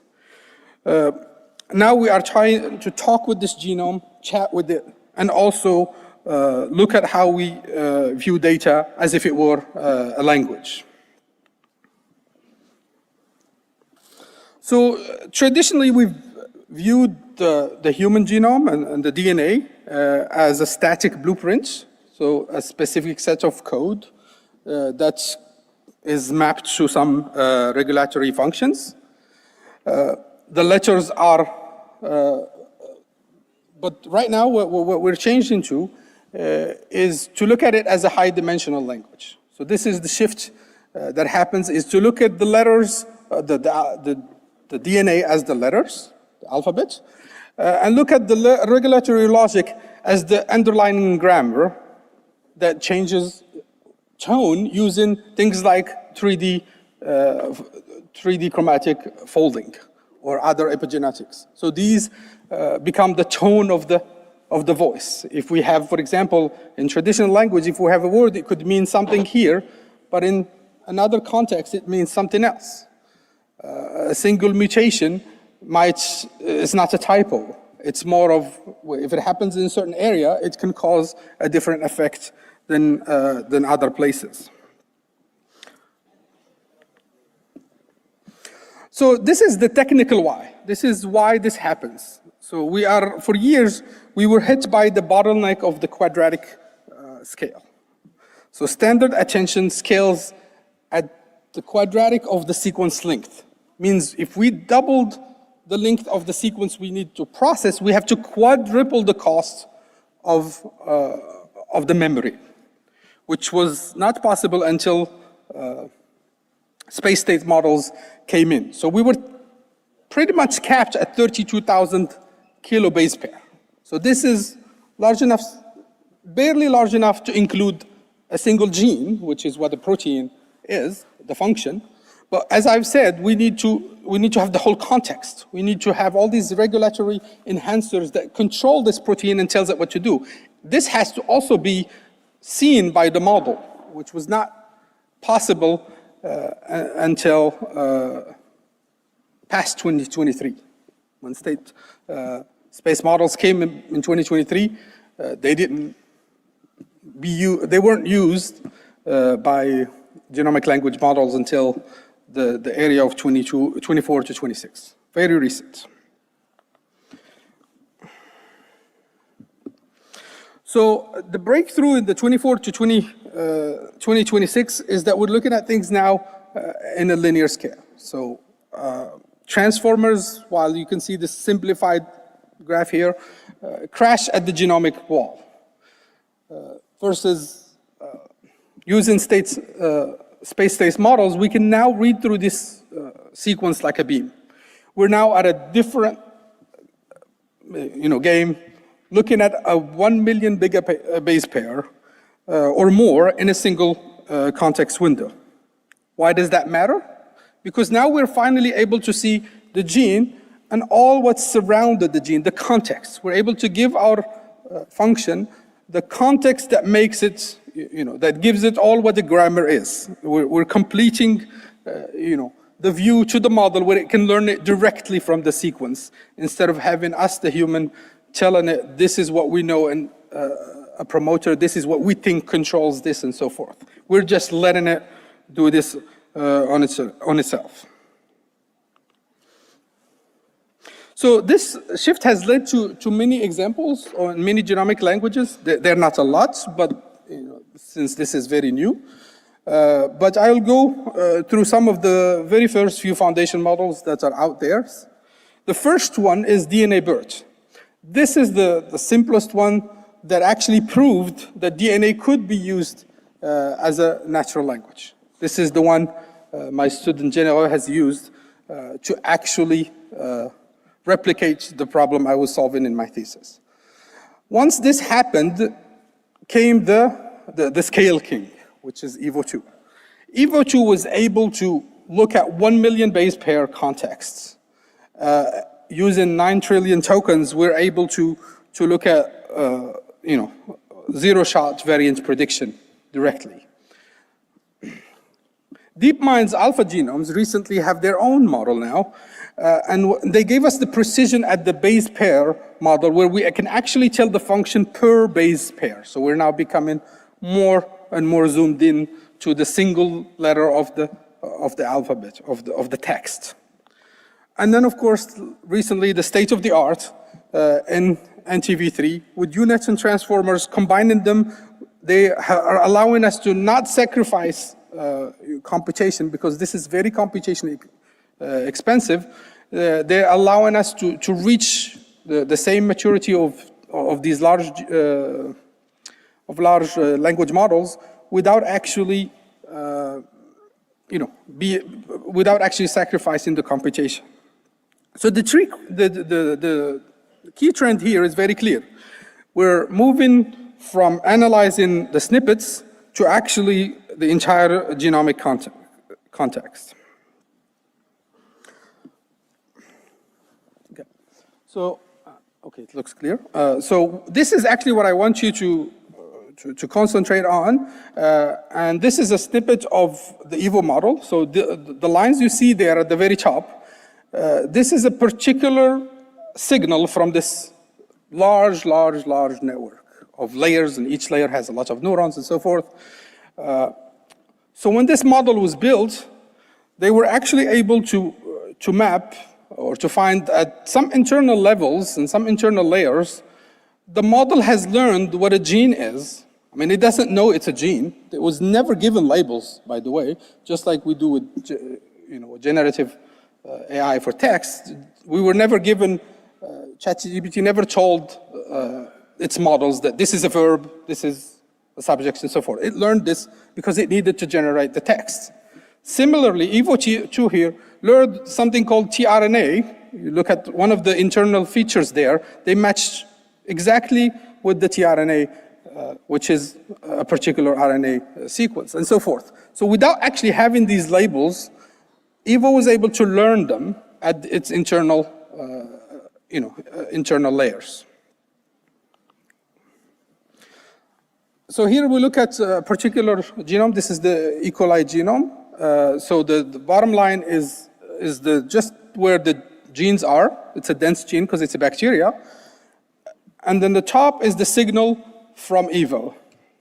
I'm going to zoom it in a little bit so you can actually see what's happening because it's such a large genome. We're zooming in here at 15 kilobase pair. And what you see there is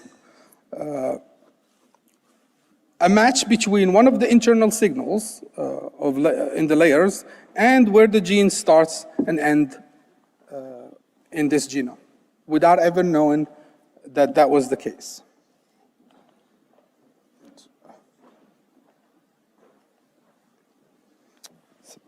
My slides were PDF originally, so I think at the conversion, they completely removed a few slides. Okay, so what I want to know, the question now is not just the what, okay? It's really, it's not enough to say what is this doing, but why is it doing this? So it's not trying to understand that we are sequencing this data to know what's happening, but also we need to know why it's happening. We need to be at the frontiers of opening, looking at inside the black box and trying to figure out exactly what is happening in this under the box. So I'm going to try to just talk about some of the things that we're missing here. So what happens with this model is by trying to predict the next token, the next nucleotide, these models are forced to learn things like what we already know. But what's interesting is they're also forced to learn things that we haven't named yet. And this is what I started alluding to at the beginning. This is the frontier. This is what's going to change things, because these models have thousands and thousands of layers, and I just showed you one or two that matches to some of the things that we already know, but we can't know what the others match to because we still don't know everything. So this is where students can get busy and start looking at these signals, because there are things there that we haven't even named in biology. Of course, we have to be humble. AI can hallucinate biology just as much as it hallucinates a poem. So we have to be careful. We have to include biophysical consistency. We have to be consistent with biophysical processes and functions and things like that. And also we have to bridge the pangenomic gap. We all know that the amount of data that we have is really biased to where it's coming from. And so things like what we're doing here at UM6P, trying to sequence the African biodiversity, trying to sequence the Moroccan human genome. This is the kind of work that would enable or bridge this gap so that these models don't hallucinate.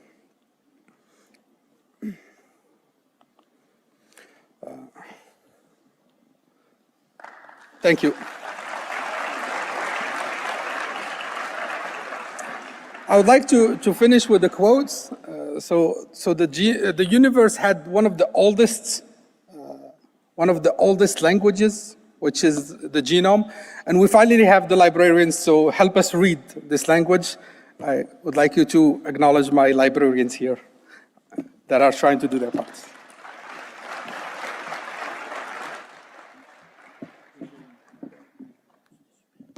Okay, thanks so much, Ashraf, for this amazing talk. I learned a lot. I don't know, I hope you too. Ashraf, as I pointed out, is professor here in Ben Gurion. For the student who don't have him as a teacher, please consider doing internships, projects, and maybe a PhD in this amazing field. So now, the second extremely exciting part of the morning will start, which involves the students. So Ashraf will explain to you, or Khalil will explain to you the process. So please, some of you might get hungry, but please be patient and stay. I think the students have been stressed a lot to present these 2 minutes talks or 3 minutes talk. Please wait until the end, listen to them. There will be a voting scheme for the Industrial Advisory Board of the college, and there will be some winners and some not so winners, but still great students. Thanks, Ashraf, for organizing this. I give you the floor. Thank you, Rashid. So the last session is our student session, our most important session here. We have two sections. The first section is for our undergraduate engineers. They are going to present what they have done in a program we have called Startup Garage. This is a combination of what we do at the College of Computing and the Entrepreneurial Academy at UM6P. So they have spent just a few months now, but they have already some great ideas and some nice MVPs to share with you. So they will have 7 minutes each, 7 to 8 minutes. And then after that will come our PhD students who will do what's known as 3MT, 3-minute thesis. So they will try to tell you about their thesis in 3 minutes. So thank you, and welcome. Join me to welcome the students of the first.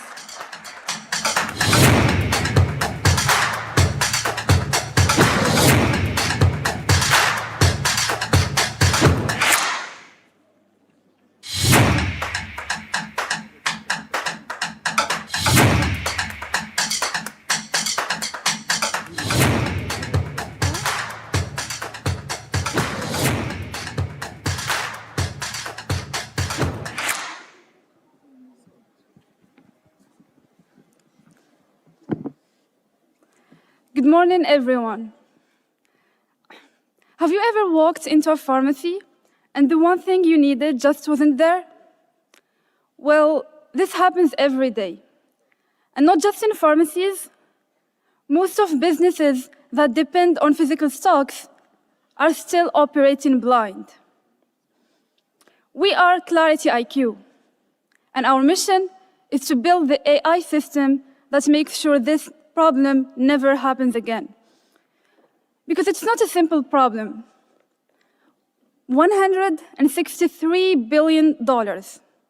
That's how much it costs the world every single year, just from products not being on the shelf or being expired before being sold. Pharmacies running out of essential medicine. Supermarkets throwing away expired food because no one was tracking it.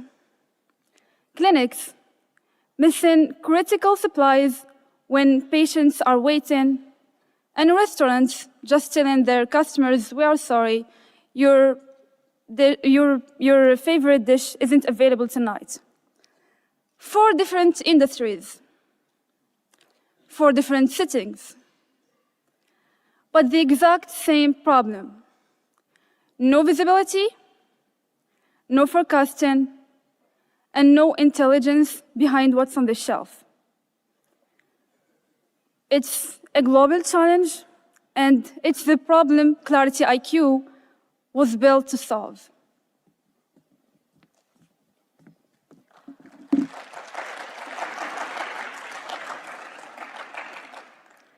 Now let's zoom in on the sector we targeted, which is pharmacies, because it is the one sector that we know best. So every pharmacy in the world face the same following problems. First, we have manual entry.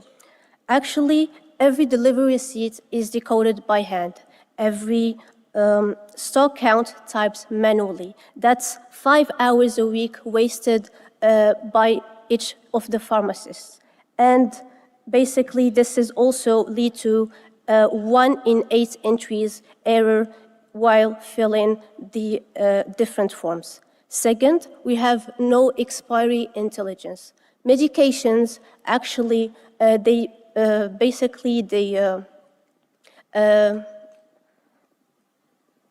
expire on shelves because no system tracks them, and also by the time someone notices, it is already a loss. And third, supplier chaos.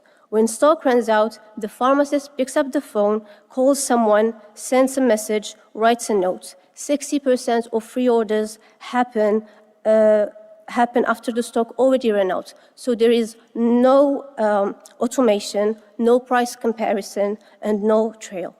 And fourth, we have no anticipation. And by that, I mean that no system warns that the flu season is coming or that demand is about to spike.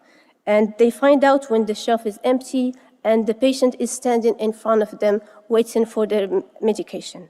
And so that's actually what Sobrus and Pharmasoft already looked at. And basically, they tried to build something, but what they built was basically just record keepers. They digitized the paperwork, but they didn't solve the actual intelligence problem, and that is the gap we're trying to fill.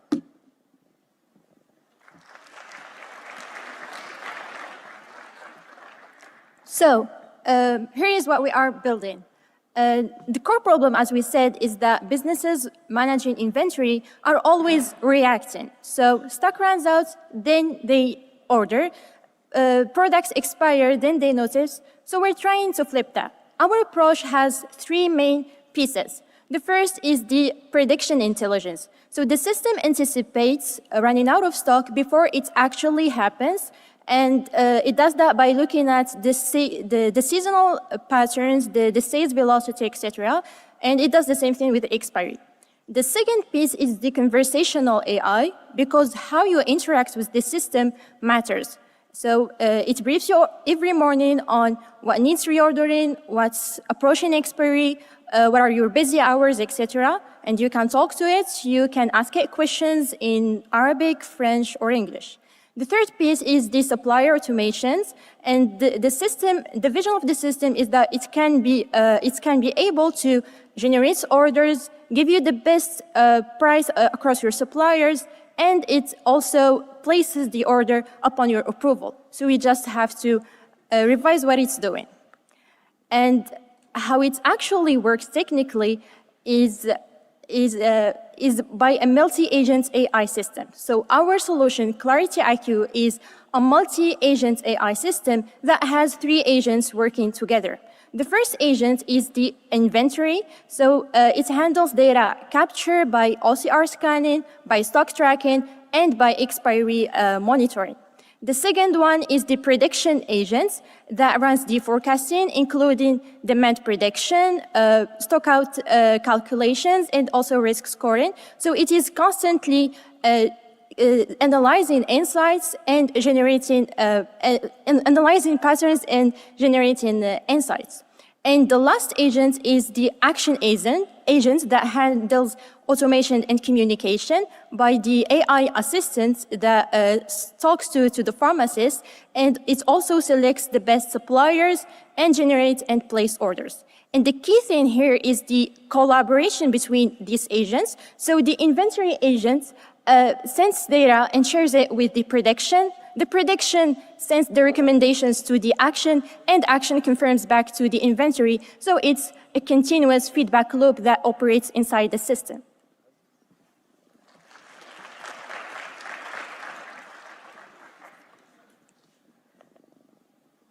So we are no longer talking about a concept, we're already building it.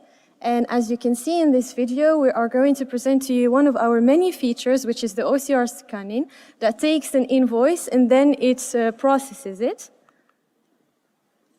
Okay, I'm trying to make the video work. Okay, so we're going to put an invoice inside, the OCR is going to scan it, and then the AI is going to extract our AI agents, and then it's going to show us the extracted data with the confidence levels. The green fields are the ones that is confident about, and the red flagged ones are the ones that require the pharmacist to actually verify them.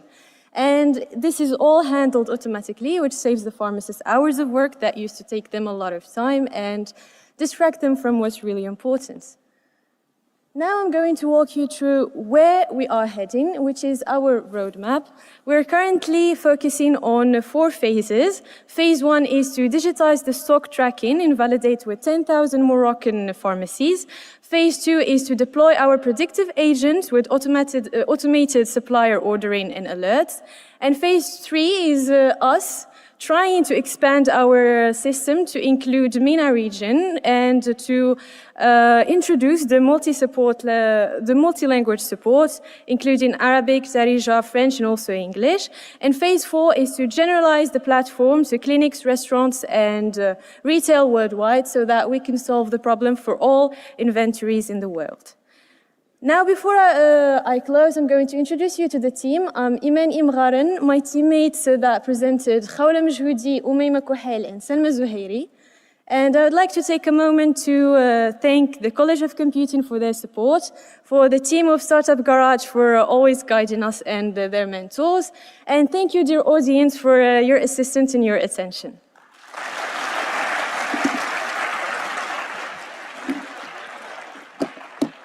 Thank you. Thank you for this wonderful presentation. Watch out for Clarity IQ in all your subsystems, all businesses in a few years. This is your next buy. Right now, we are going to move to our second team from this startup garage. As they make their way, they're going to show us how their model is, or what they're building is going to change how civil engineering is going to happen. So let's see what computer sciences can help civil engineers with.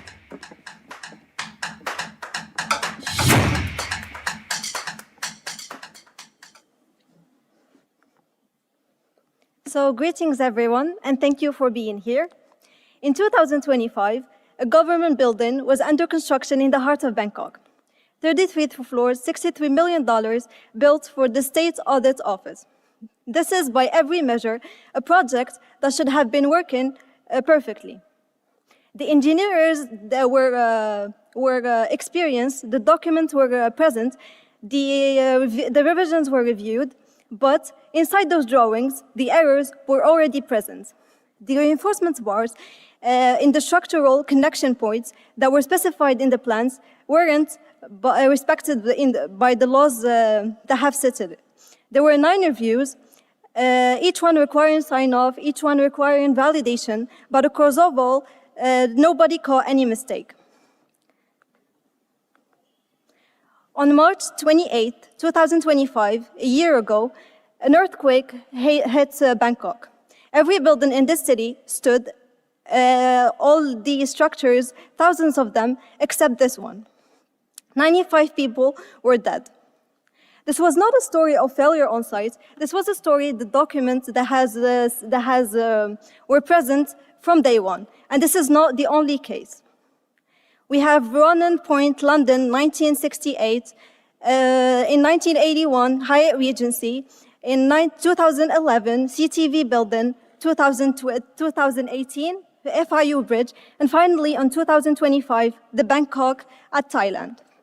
So these were all different structures, different countries, different buildings, but the same failure. Documents that left the engineering firms with errors that nobody has caught. So we might ask ourselves, why does this keep happening constantly? Well, the reason for that is the root of all is how the engineering review work is actually done today. The project arrives at the desk of the engineering team, hundreds of documents,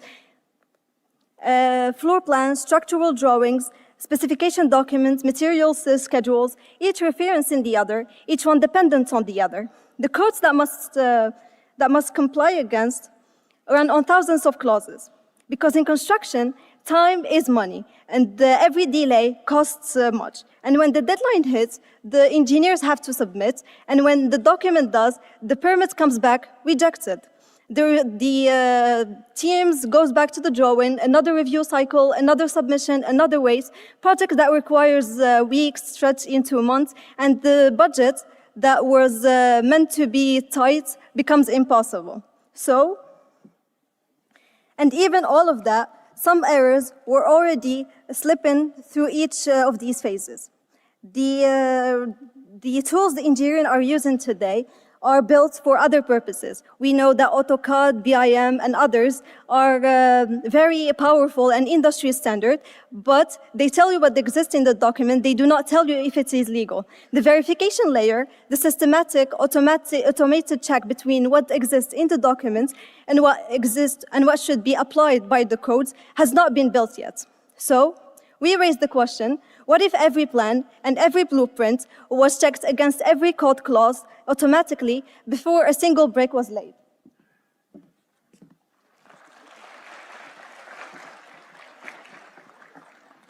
And the answer was review pulse, the AI that reads your plans before any regulators do.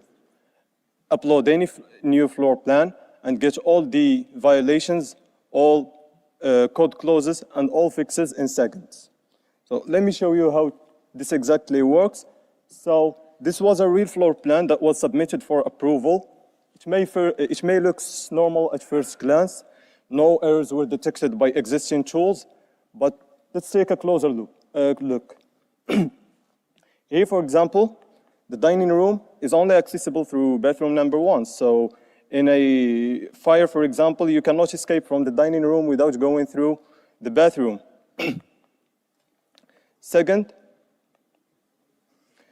this bedroom number 2 has no independent access. So if you want to go to your bedroom or leave it, you have to go through the family room.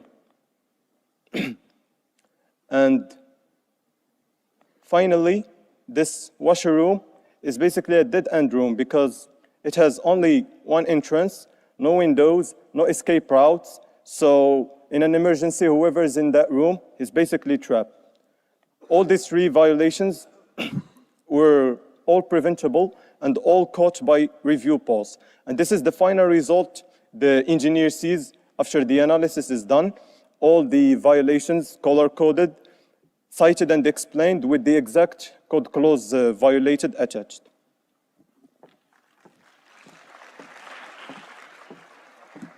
Now let's take a quick look to the technical side of our solution. So here is our pipeline overview. As you can see, we have two different inputs, the rules documents and the architectural plans. Then these go through four main stages that I will be explaining briefly. The first one is semantic segmentation. So this is the step where our AI sees the floor plans and extracts the different entities that we have and gives them meaning. This usually requires manual tracing, but our solution is fully automated and takes only a few seconds. Now that we have our layout set, we move to graph modeling. This is the step where we don't actually just see the rooms, but we understand the relationship behind them. So the main idea is we construct different graphs that model the relationship between the different entities, topological and geometric relationship.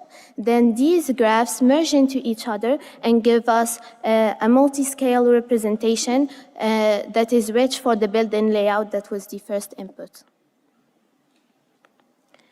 Now for the rules input, as you can see, building codes are long and complicated and will take a lot of time to cover. So what our system does is extract the entities, properties, and relationships.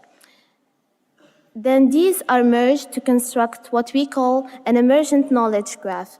This is where we can see something very interesting, is that rules isolated are very simple, but when they are connected, they become much more interesting. Finally, now that we have two graphs, one for the rules and one for the plans, and this is the step where the system will answer questions like safety and compliance. For example, through reachability queries, we can see that if a room can reach an exit, then we can also calculate the real travel distance between any 2 points. For example, here we choose a room and an exit, and we can solve this using A-star path traversal algorithms. And the final example is check-in system integrity. This is to find if we have any dead ends by searching for isolated nodes in our graphs. And now, as you have seen, through these 4 steps, we move from 2 inputs, a plan and some rules, and we end up with a full compliance check.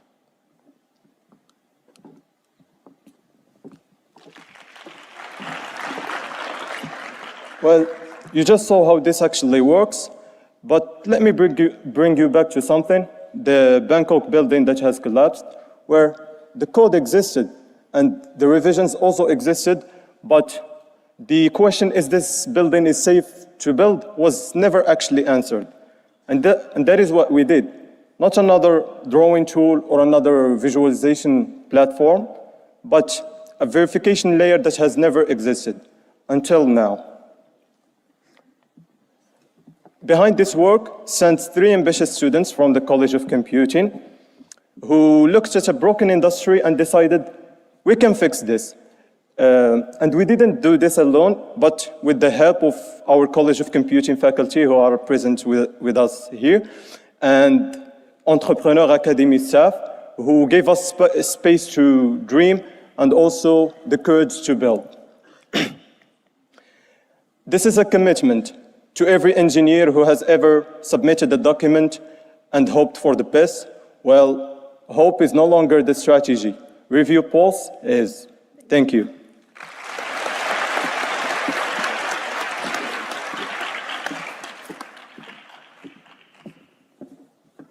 Thank you. I asked you to scare the audience. I think you scared them too much. But the point is that they are actually building something that matters, something that will change civil engineering and how validation, as everything merged into computing, you can see the theme that repeats is conversion between computer science and different fields. Our next students and speakers are going to present something that is important, something that's probably on a lot of people's minds and companies, being bombarded with a lot of agents and not knowing which one is which and how to even use them. They have developed a nice tool for you, and they're going to present it.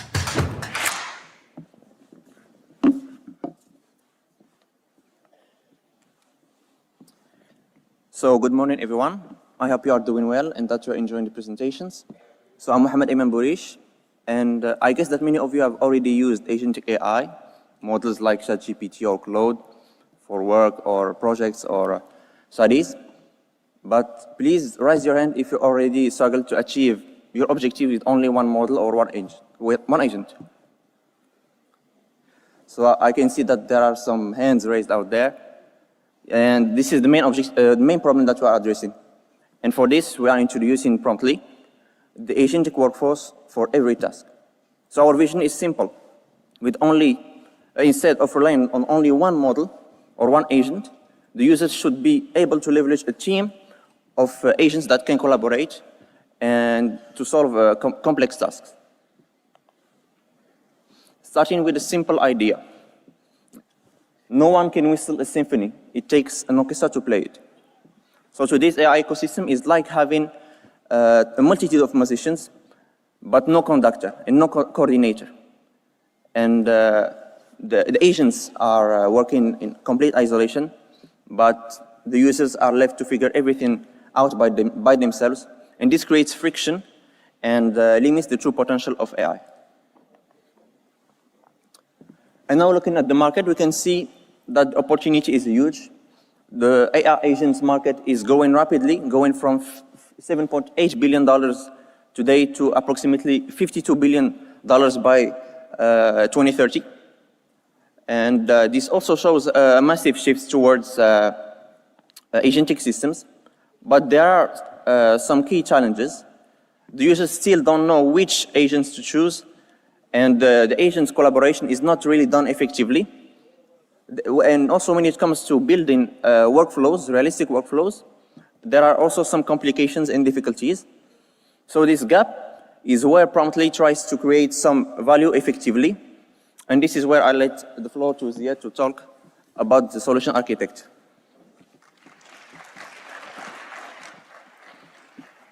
Yes, Ayman. So Promptly was first built with a clear focus on small and medium businesses.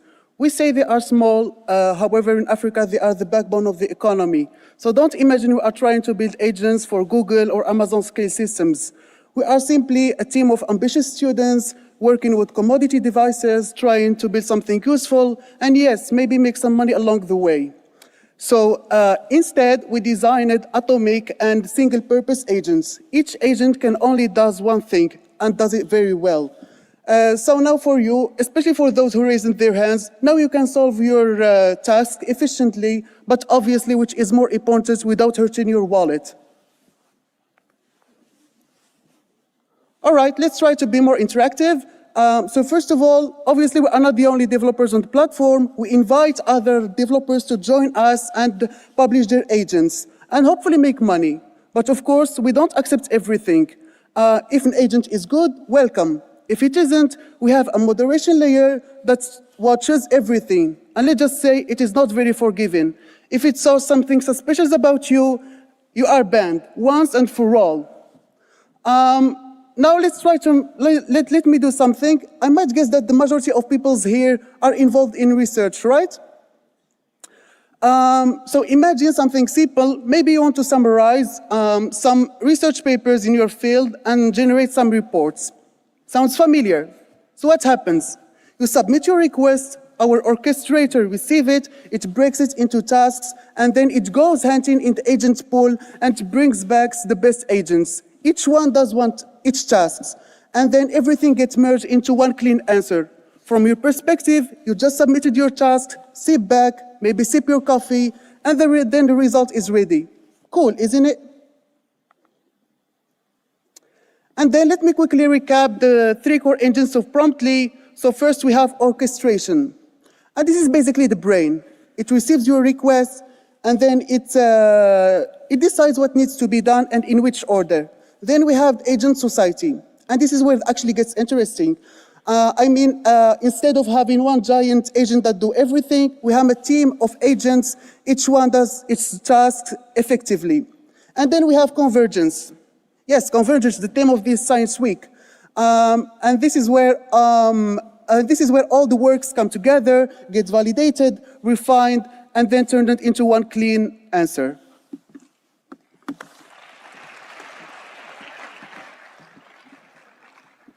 So, now that we have seen the platform in action, let's talk about how payments works.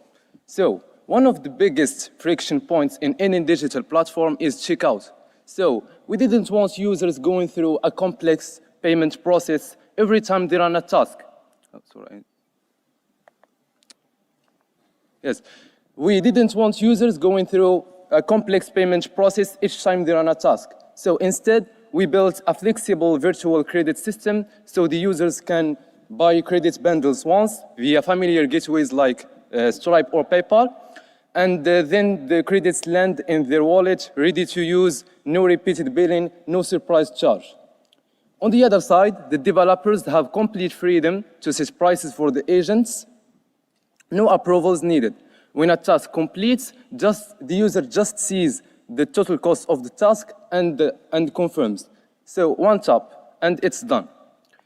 But what happens after the user confirms? Actually, this is where it gets interesting, and this is what makes our business model. So the orchestrator has already run all the agents needed for the task, each tracked and priced individually. So the user sees a clean receipt, a line-by-line breakdown of exactly what run and what it costs. So they confirm once, and the platform automatically splits the payment. So 70% goes directly to the developers of the agents, proportional to their contribution. 25% is retained by the platform, covering the infrastructure, the marketplace, and the execution. And 5% is the orchestrator's service fee, because the intelligence that understands the requests, selected the agents, and merged everything deserves compensation. And that's it. 3 parties, 1 confirmation, and everyone gets paid. And now let's see an example of the application workflow. So first, we have the previous requests. Now the user submits a request to the orchestrator. So the orchestrator tries to compose the task into many subtasks. After this, he will select the best agent for each subtask. After he gathers all the agents needed for the task, he will try to run each agent on its specified task. And after this, he will merge all the results into a global one delivered to the user, and also provide the user with the receipt that has the total cost of the request.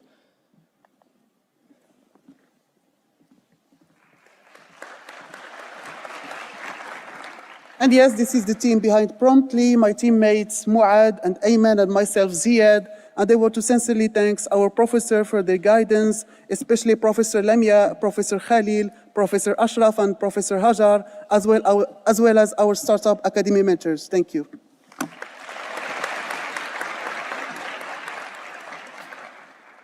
Thank you, Ziad, and I hope we see your marketplace soon in big places. So thank you. I now invite members of the advisory board of the college to join my colleague, Professor Khalil here, so that we can do a little exercise of selecting the winner of today's presentation. I also invite all the PhD students that will do the 3MT to come all at once to join the...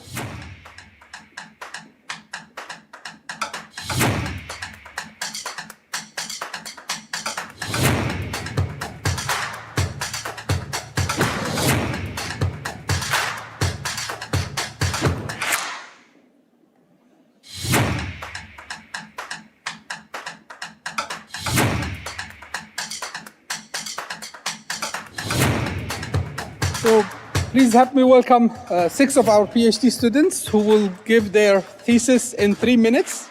I see only 3, I guess, or 4. The rest is coming. So they will give us all of what they do in all of these months and sleepless nights in 3 minutes. It's not an easy exercise, but I think you will see the quality of our students and what we do here at the college and how we converge with other fields. Our first speaker.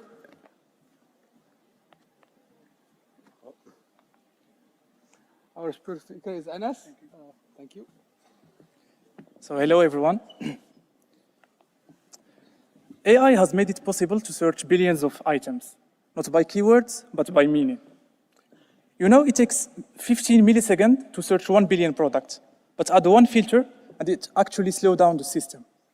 So this is the paradox we tried to solve. Here is how search works. Every product and query is encoded into a vector of meaning, embeddings for researchers. For search, we scan every product, computing a distance between the product and the query. So for 1 million products, it takes 1 million distance calculation, 2 seconds to wait. 100 million product, 100 million distance calculations, wait 200 seconds to wait. So we need something smarter, a graph.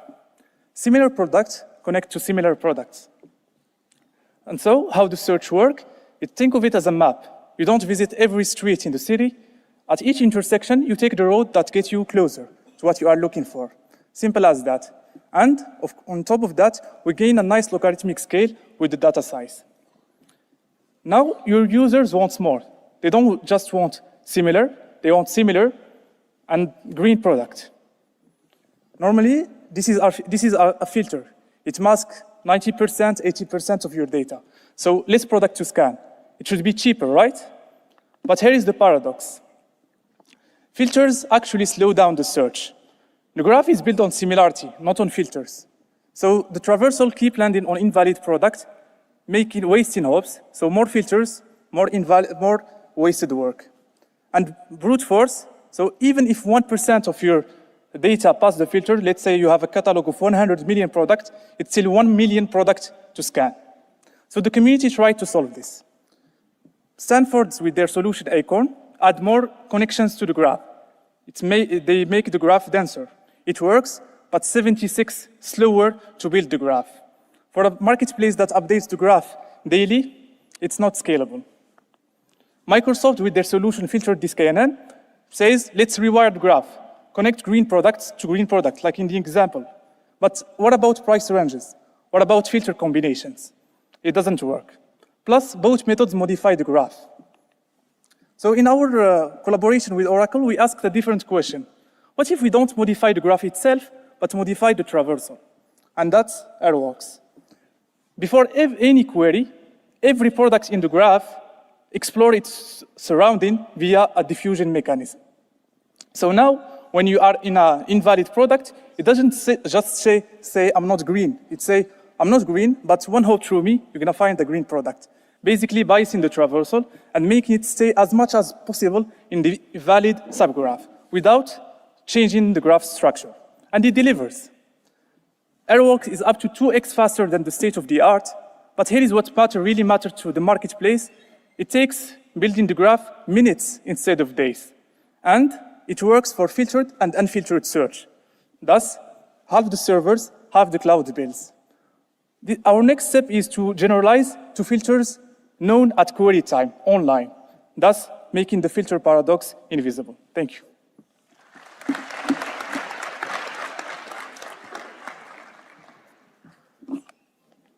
Our next speaker is William.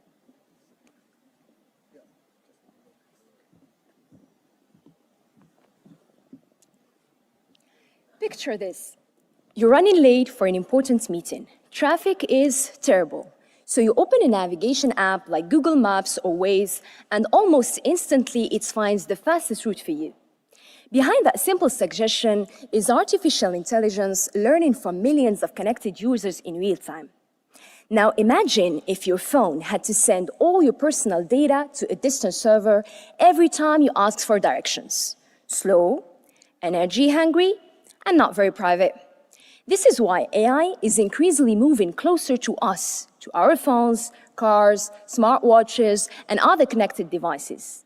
This shift is known as Edge AI, and it's the future of intelligent technology. Instead of sending data to some faraway server, computation happens directly on your device, right where you are. This makes things faster, more private, and more energy efficient. But here's the challenge. If AI stays on each device, how can they all learn from each other? That's where the next key idea comes in, federated learning. It allows devices to learn together while keeping your data private. Your phone can learn from others about traffic, road closures, without ever sharing who you are or where you're going. It's teamwork with privacy built in. Amazing, right? Well, there are some challenges. In practice, it's complicated. Devices are very different. Some have weak batteries, some slow internet. Communication is expensive. Training can take forever. And on top of all that, the energy is always limited. What motivates my work is a simple question. How can we scale AI to billions of devices without wasting energy or compromising privacy? As a PhD student, I develop optimization strategies for federated learning. My work decides which devices should participate, how much they communicate, and how to use resources efficiently, even when devices are very different. Most existing approaches treat these challenges separately: energy, delay, communication, learning, but in reality, they are deeply interconnected. My work brings them together and optimizes them jointly. For example, instead of letting every device communicate equally, I prioritize the ones that contribute most to learning and adapt communication accordingly so that every transmission is useful. This can reduce energy consumption by more than 70%. The results? Smarter apps that respond faster, longer battery life for your devices, and AI that respects your privacy. My research helps make AI not just intelligent, but greener, faster, and more sustainable. Because the future of AI shouldn't only be smart, it should be efficient, scalable, but most importantly, it should care about the planet. Thank you.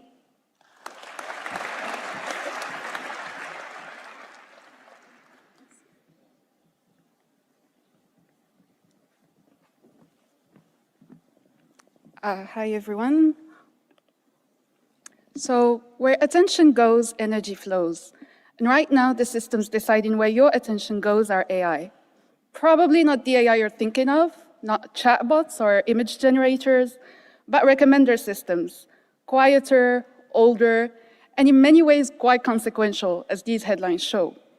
These systems nudge you towards what to buy, what to read, sometimes who to vote for, and they are actively being shaped by how humans think, feel, and relate to each other. So at their core, they are fundamentally relational. In research, most of these relational signals inside these systems are either poorly understood, inconsistently defined, or oversimplified. So my thesis asks the following question: what happens when we are taking these relational signals seriously? What we found is that these systems don't just depend on data, but they depend on how human relationships are constructed inside the models. If we define trust loosely between users, if we model it as static, if we compute similarity arbitrarily, or if we learn communities in isolation, then the system as a whole will be taking in unreliable signals, and the gap between whatever system we're building and how it should be behaving in the wild will keep on widening. These are not independent design choices. These are all facets of the same relational problem my thesis is tackling. And the way we're doing it is that, for example, for trust, so naturally the relationship you are building with a source over a few years should not look the same to the system as the relationship you've been building recently with another source over a few clicks. Obviously, there is a lot more nuance to it and many considerations involved, but in general, the way we model it is we model it as a temporal trajectory instead of a label, which is what people usually do. For similarity, the way you compute closeness between the items in this system you're building will impact your recommendations. We show exactly why and how it matters, which metric you use, And finally, for communities, what is usually done is that users and items, the way users and items cluster is being fed to the system as an information. In our case, we are solving both of these tasks at the same time simultaneously, so recommendations inform communities and communities inform recommendations. The result is a system that doesn't just score high accuracy-wise, but it's also a system that adapts to user preference changes. It's a user that holds up performance across different domains and data sets. And the most important point, it's a system that provides interpretable recommendations that reflect the structure of the relationships inside the system. So recommender systems aren't just systems that will predict what you'll click on next. They go way deeper than that. And billion-dollar industries are built on top of these systems for a reason. And my thesis argues that better relational modeling, modeling human relationships a little bit more honestly will help these systems serve people better. And the potential here is enormous. Thank you, everyone.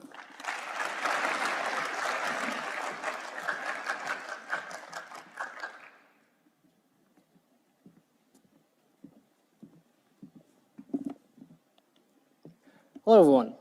Let's say you were talking to someone and you asked them, how are you doing? And they said, I'm fine. And if you took what he said at face value, you would think he's fine, you go with that, which is not an appropriate response. But if you paid attention to his tone of voice, to his facial expressions, you would know that he's not really fine. And what you did there is what we call multi-modal emotion recognition. And humans express emotions through different modalities, including speech, text, and visual expressions. And our brains is capable of fusing this information, fusing these different modalities, and do multi-modal emotion recognition effectively. But what we want to do is for the machines to be able to do that, more specifically, deep learning models. In this direction, my thesis tackles two challenges. And the first challenge is the fusion problem. The problem here, or the question, is how to fuse these modalities, these like streams of information effectively. And simple fusion doesn't really work. We can miss important information, we can fail to explore the interaction between modalities, and we can suffer from modality dominance. The second challenge is the language gap. Basically, work in this direction, what is done mainly, there is a large focus on high resource languages such as English, and low resource languages such as Moroccan Arabic are left behind. So to tackle the first challenge, we introduced a new way of fusion modalities. And the basic idea is instead of doing multi-modal emotion recognition at one shot, we first train separate experts that will help our model or our final architecture do multi-modal emotion recognition. We also use a gating filter to control the importance of each modality. And our architecture achieved state-of-the-art results. For the second challenge, we introduced a multi-modal dataset for Moroccan Arabic. It's like the first of its kind. It covers more than 2,000 clips, 250 speakers, and 7 emotions. So, and of course, it opens the door for low resource studies in multi-modal emotion recognition. So what we achieved, well, a new architecture, a new resource. We're making multi-modal emotion recognition more inclusive, more effective, and more practical through different domains, including healthcare, education, and entertainment. Thank you.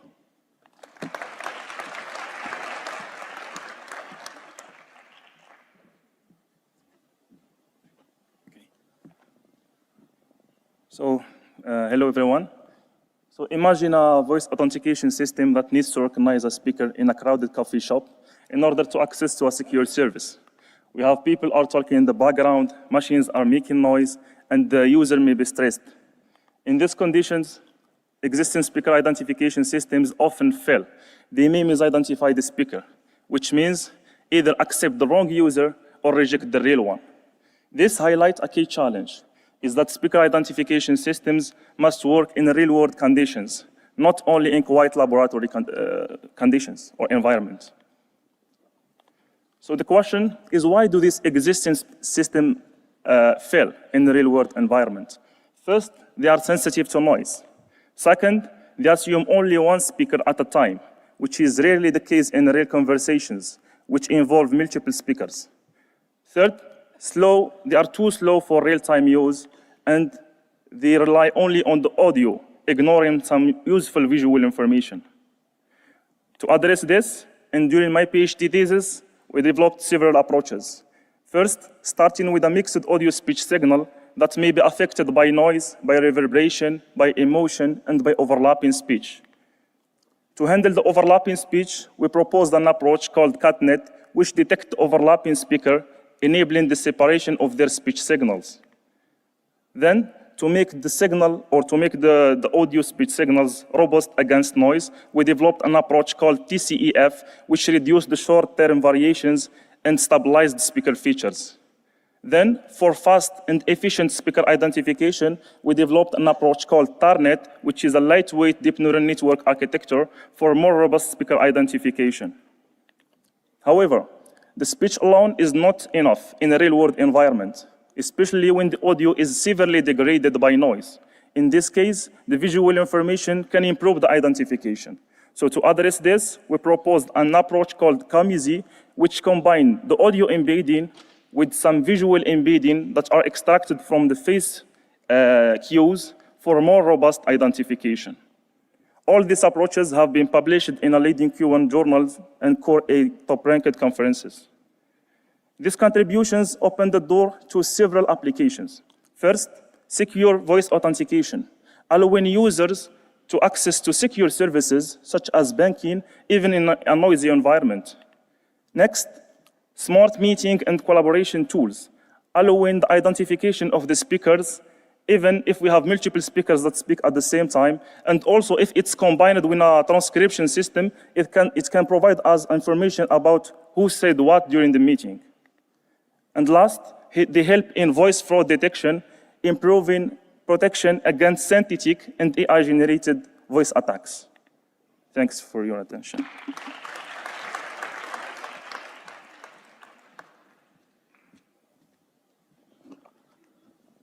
Hello everyone. Today I will present my work that divided on this question. So how do we ensure safety when machine decide? So for this, AI is everywhere, but we should talk about the question of the robustness. Imagine in an autonomous vehicle, the AI model of this vehicle tries to classify this stop panel. So in the original way, this stop panel was predicted as a stop, but when we add a small perturbation on this input, this can fool the prediction of the model. So for us as a human, it's the same thing, but this small perturbation can fool the model. And the robustness here is, even if we add this small perturbation, the model should and must give the correct prediction.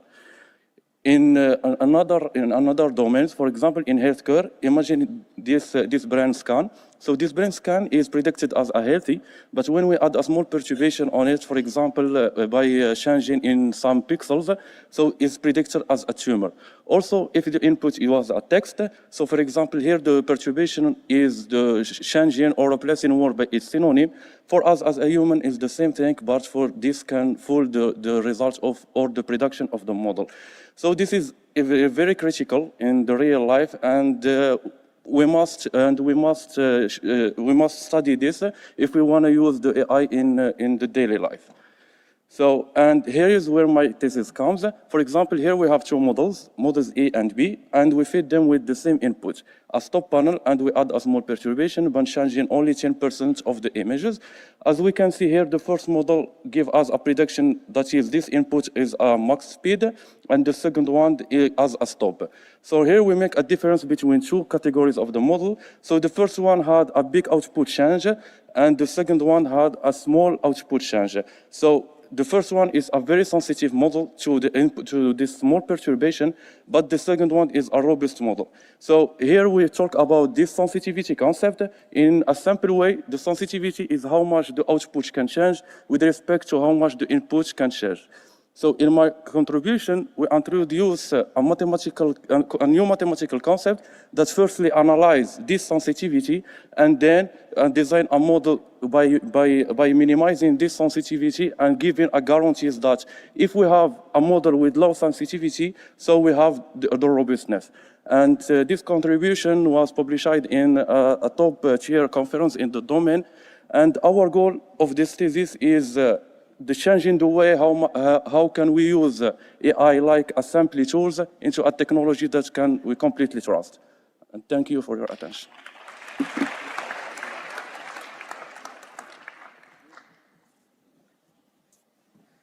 Thank you, everyone, for these wonderful presentations. I'm going to invite back Professor Rashid. Thank you.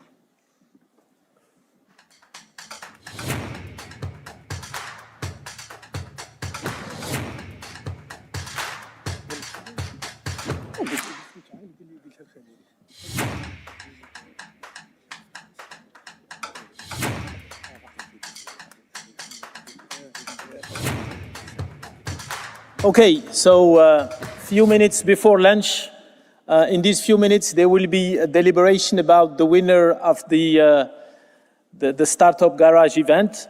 In the meantime, let me just share with you some information that I already said in the beginning, but some of you came late. I have names of those who came late.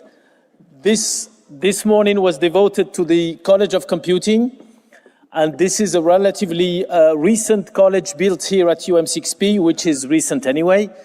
So the College of Computing has two campuses, one in Ben Guerir, devoted to class préparatoire intégrée and then AI and data science orientation, and the other campus in Rabat devoted to cybersecurity. And as I pointed out, the degree in both cases is a computer science degree, and in both campuses there is cybersecurity and AI.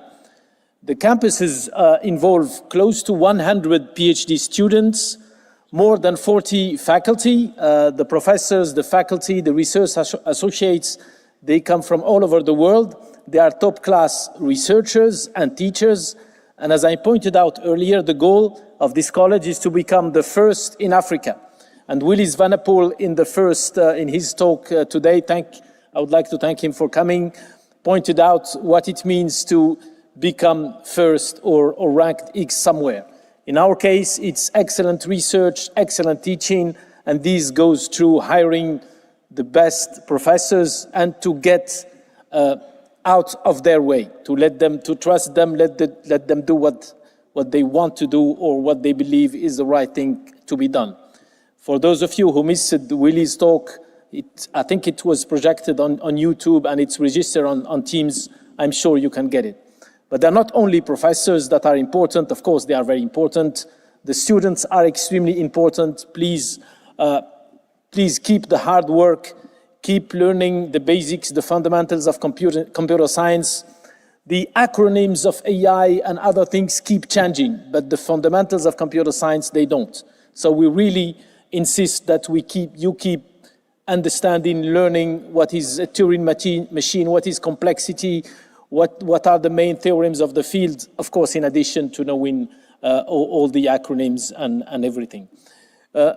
Please also remember how important it is to speak very well. We had an amazing demonstration today, both from the undergrad students and the PhD students. I was pretty impressed by your ability to give a nice talk. And this is almost, if not more important sometimes than knowing the technical skills. So I would like to thank you very much for your presence today. All the members of the staff of the College of Computing are doing an amazing job. This is a great opportunity to thank them also. Somebody needs to announce the winner, and I will announce the winner. But okay, Zineb Mtissam, you are supposed to announce the winner. Just to come. Just what? To give. Okay, to give the awards. Please come on stage. And for the rest of you, please stay here to thank the winners.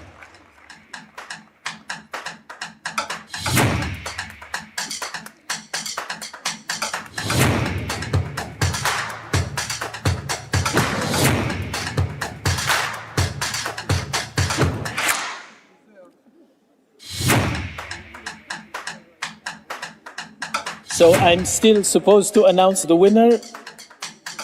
And the winner is...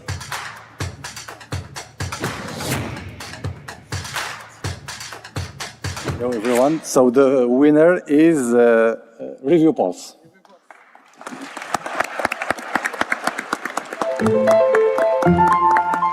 And the winner was decided and judged by our Industrial Advisory Board, whom I would also like to thank here from the people who came today from Ryanair, Capgemini, Valiance, OCP, and other big companies. I would like to thank them for their help. Please, can you join us for the group photo? If you... Oh, okay, so the Industrial Advisory Board, you are supposed to come for the photo.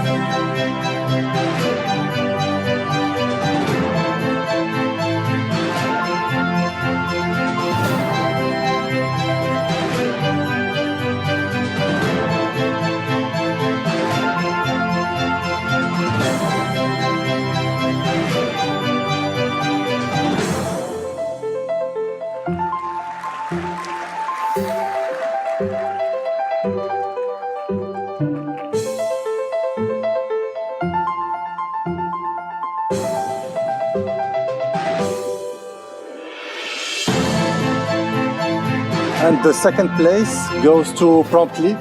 So please join us.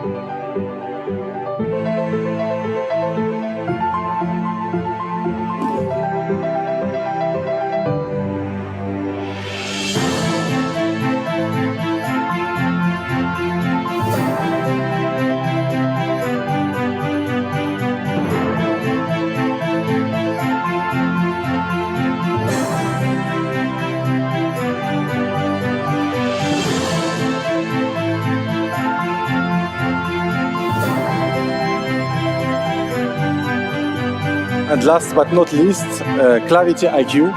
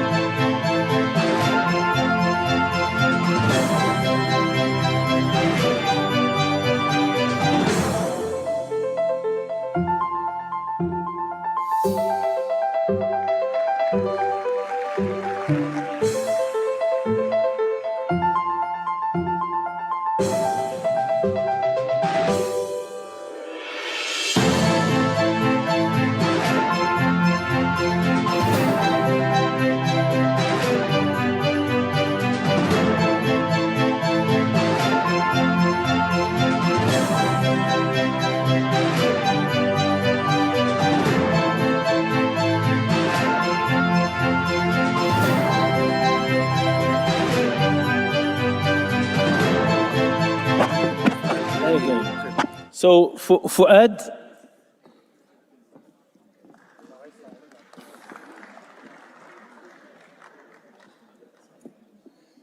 Fuad Larwi, the organizer of the week, who has been doing a great job, would like to advertise, I guess, the event of this afternoon. Thank you. Thank you, Rashid. I will be brief because we have to go to lunch. Okay, this afternoon, the College of Computing continues, actually, it's good work. The College of Computing is organizing this afternoon with the Cabinet du Président, because I'm affiliated with the Cabinet du Président. So a joint venture between College of Computing and Cabinet du Président. We'll have three talks, and your presence is required because it's going to be a discussion. The first talk will be Professor Azdin Bennani, who is sitting here, is going to give a presentation called A Brief History of Artificial Intelligence, because strange enough, most people do not know the history of artificial intelligence, and if you don't know its history, you are not aware of its possibilities, but also its limits. We're going to talk about limits this afternoon. So after Professor Bennani is going to give its talk, some people from the College of Computing, for instance, Ismail Barada, will react, but you all are required to be here so that you can also comment, react, agree, disagree, strongly disagree if you want. Then we will have another talk by Professor Murad Al-Alami about Darija. Is Darija a limit to artificial intelligence? I know the questions sound strange, but you will see it's very interesting. And again, you will be able to react, disagree, etc. And finally, I will give a talk called What AI Will Never, Ever, Never be able to do. And then you will also have the opportunity to react, disagree, and even strongly disagree with me. And then we will, that is going to be the program of this afternoon, so please be here at 2 o'clock when we start. Thank you very much. Thank you very much.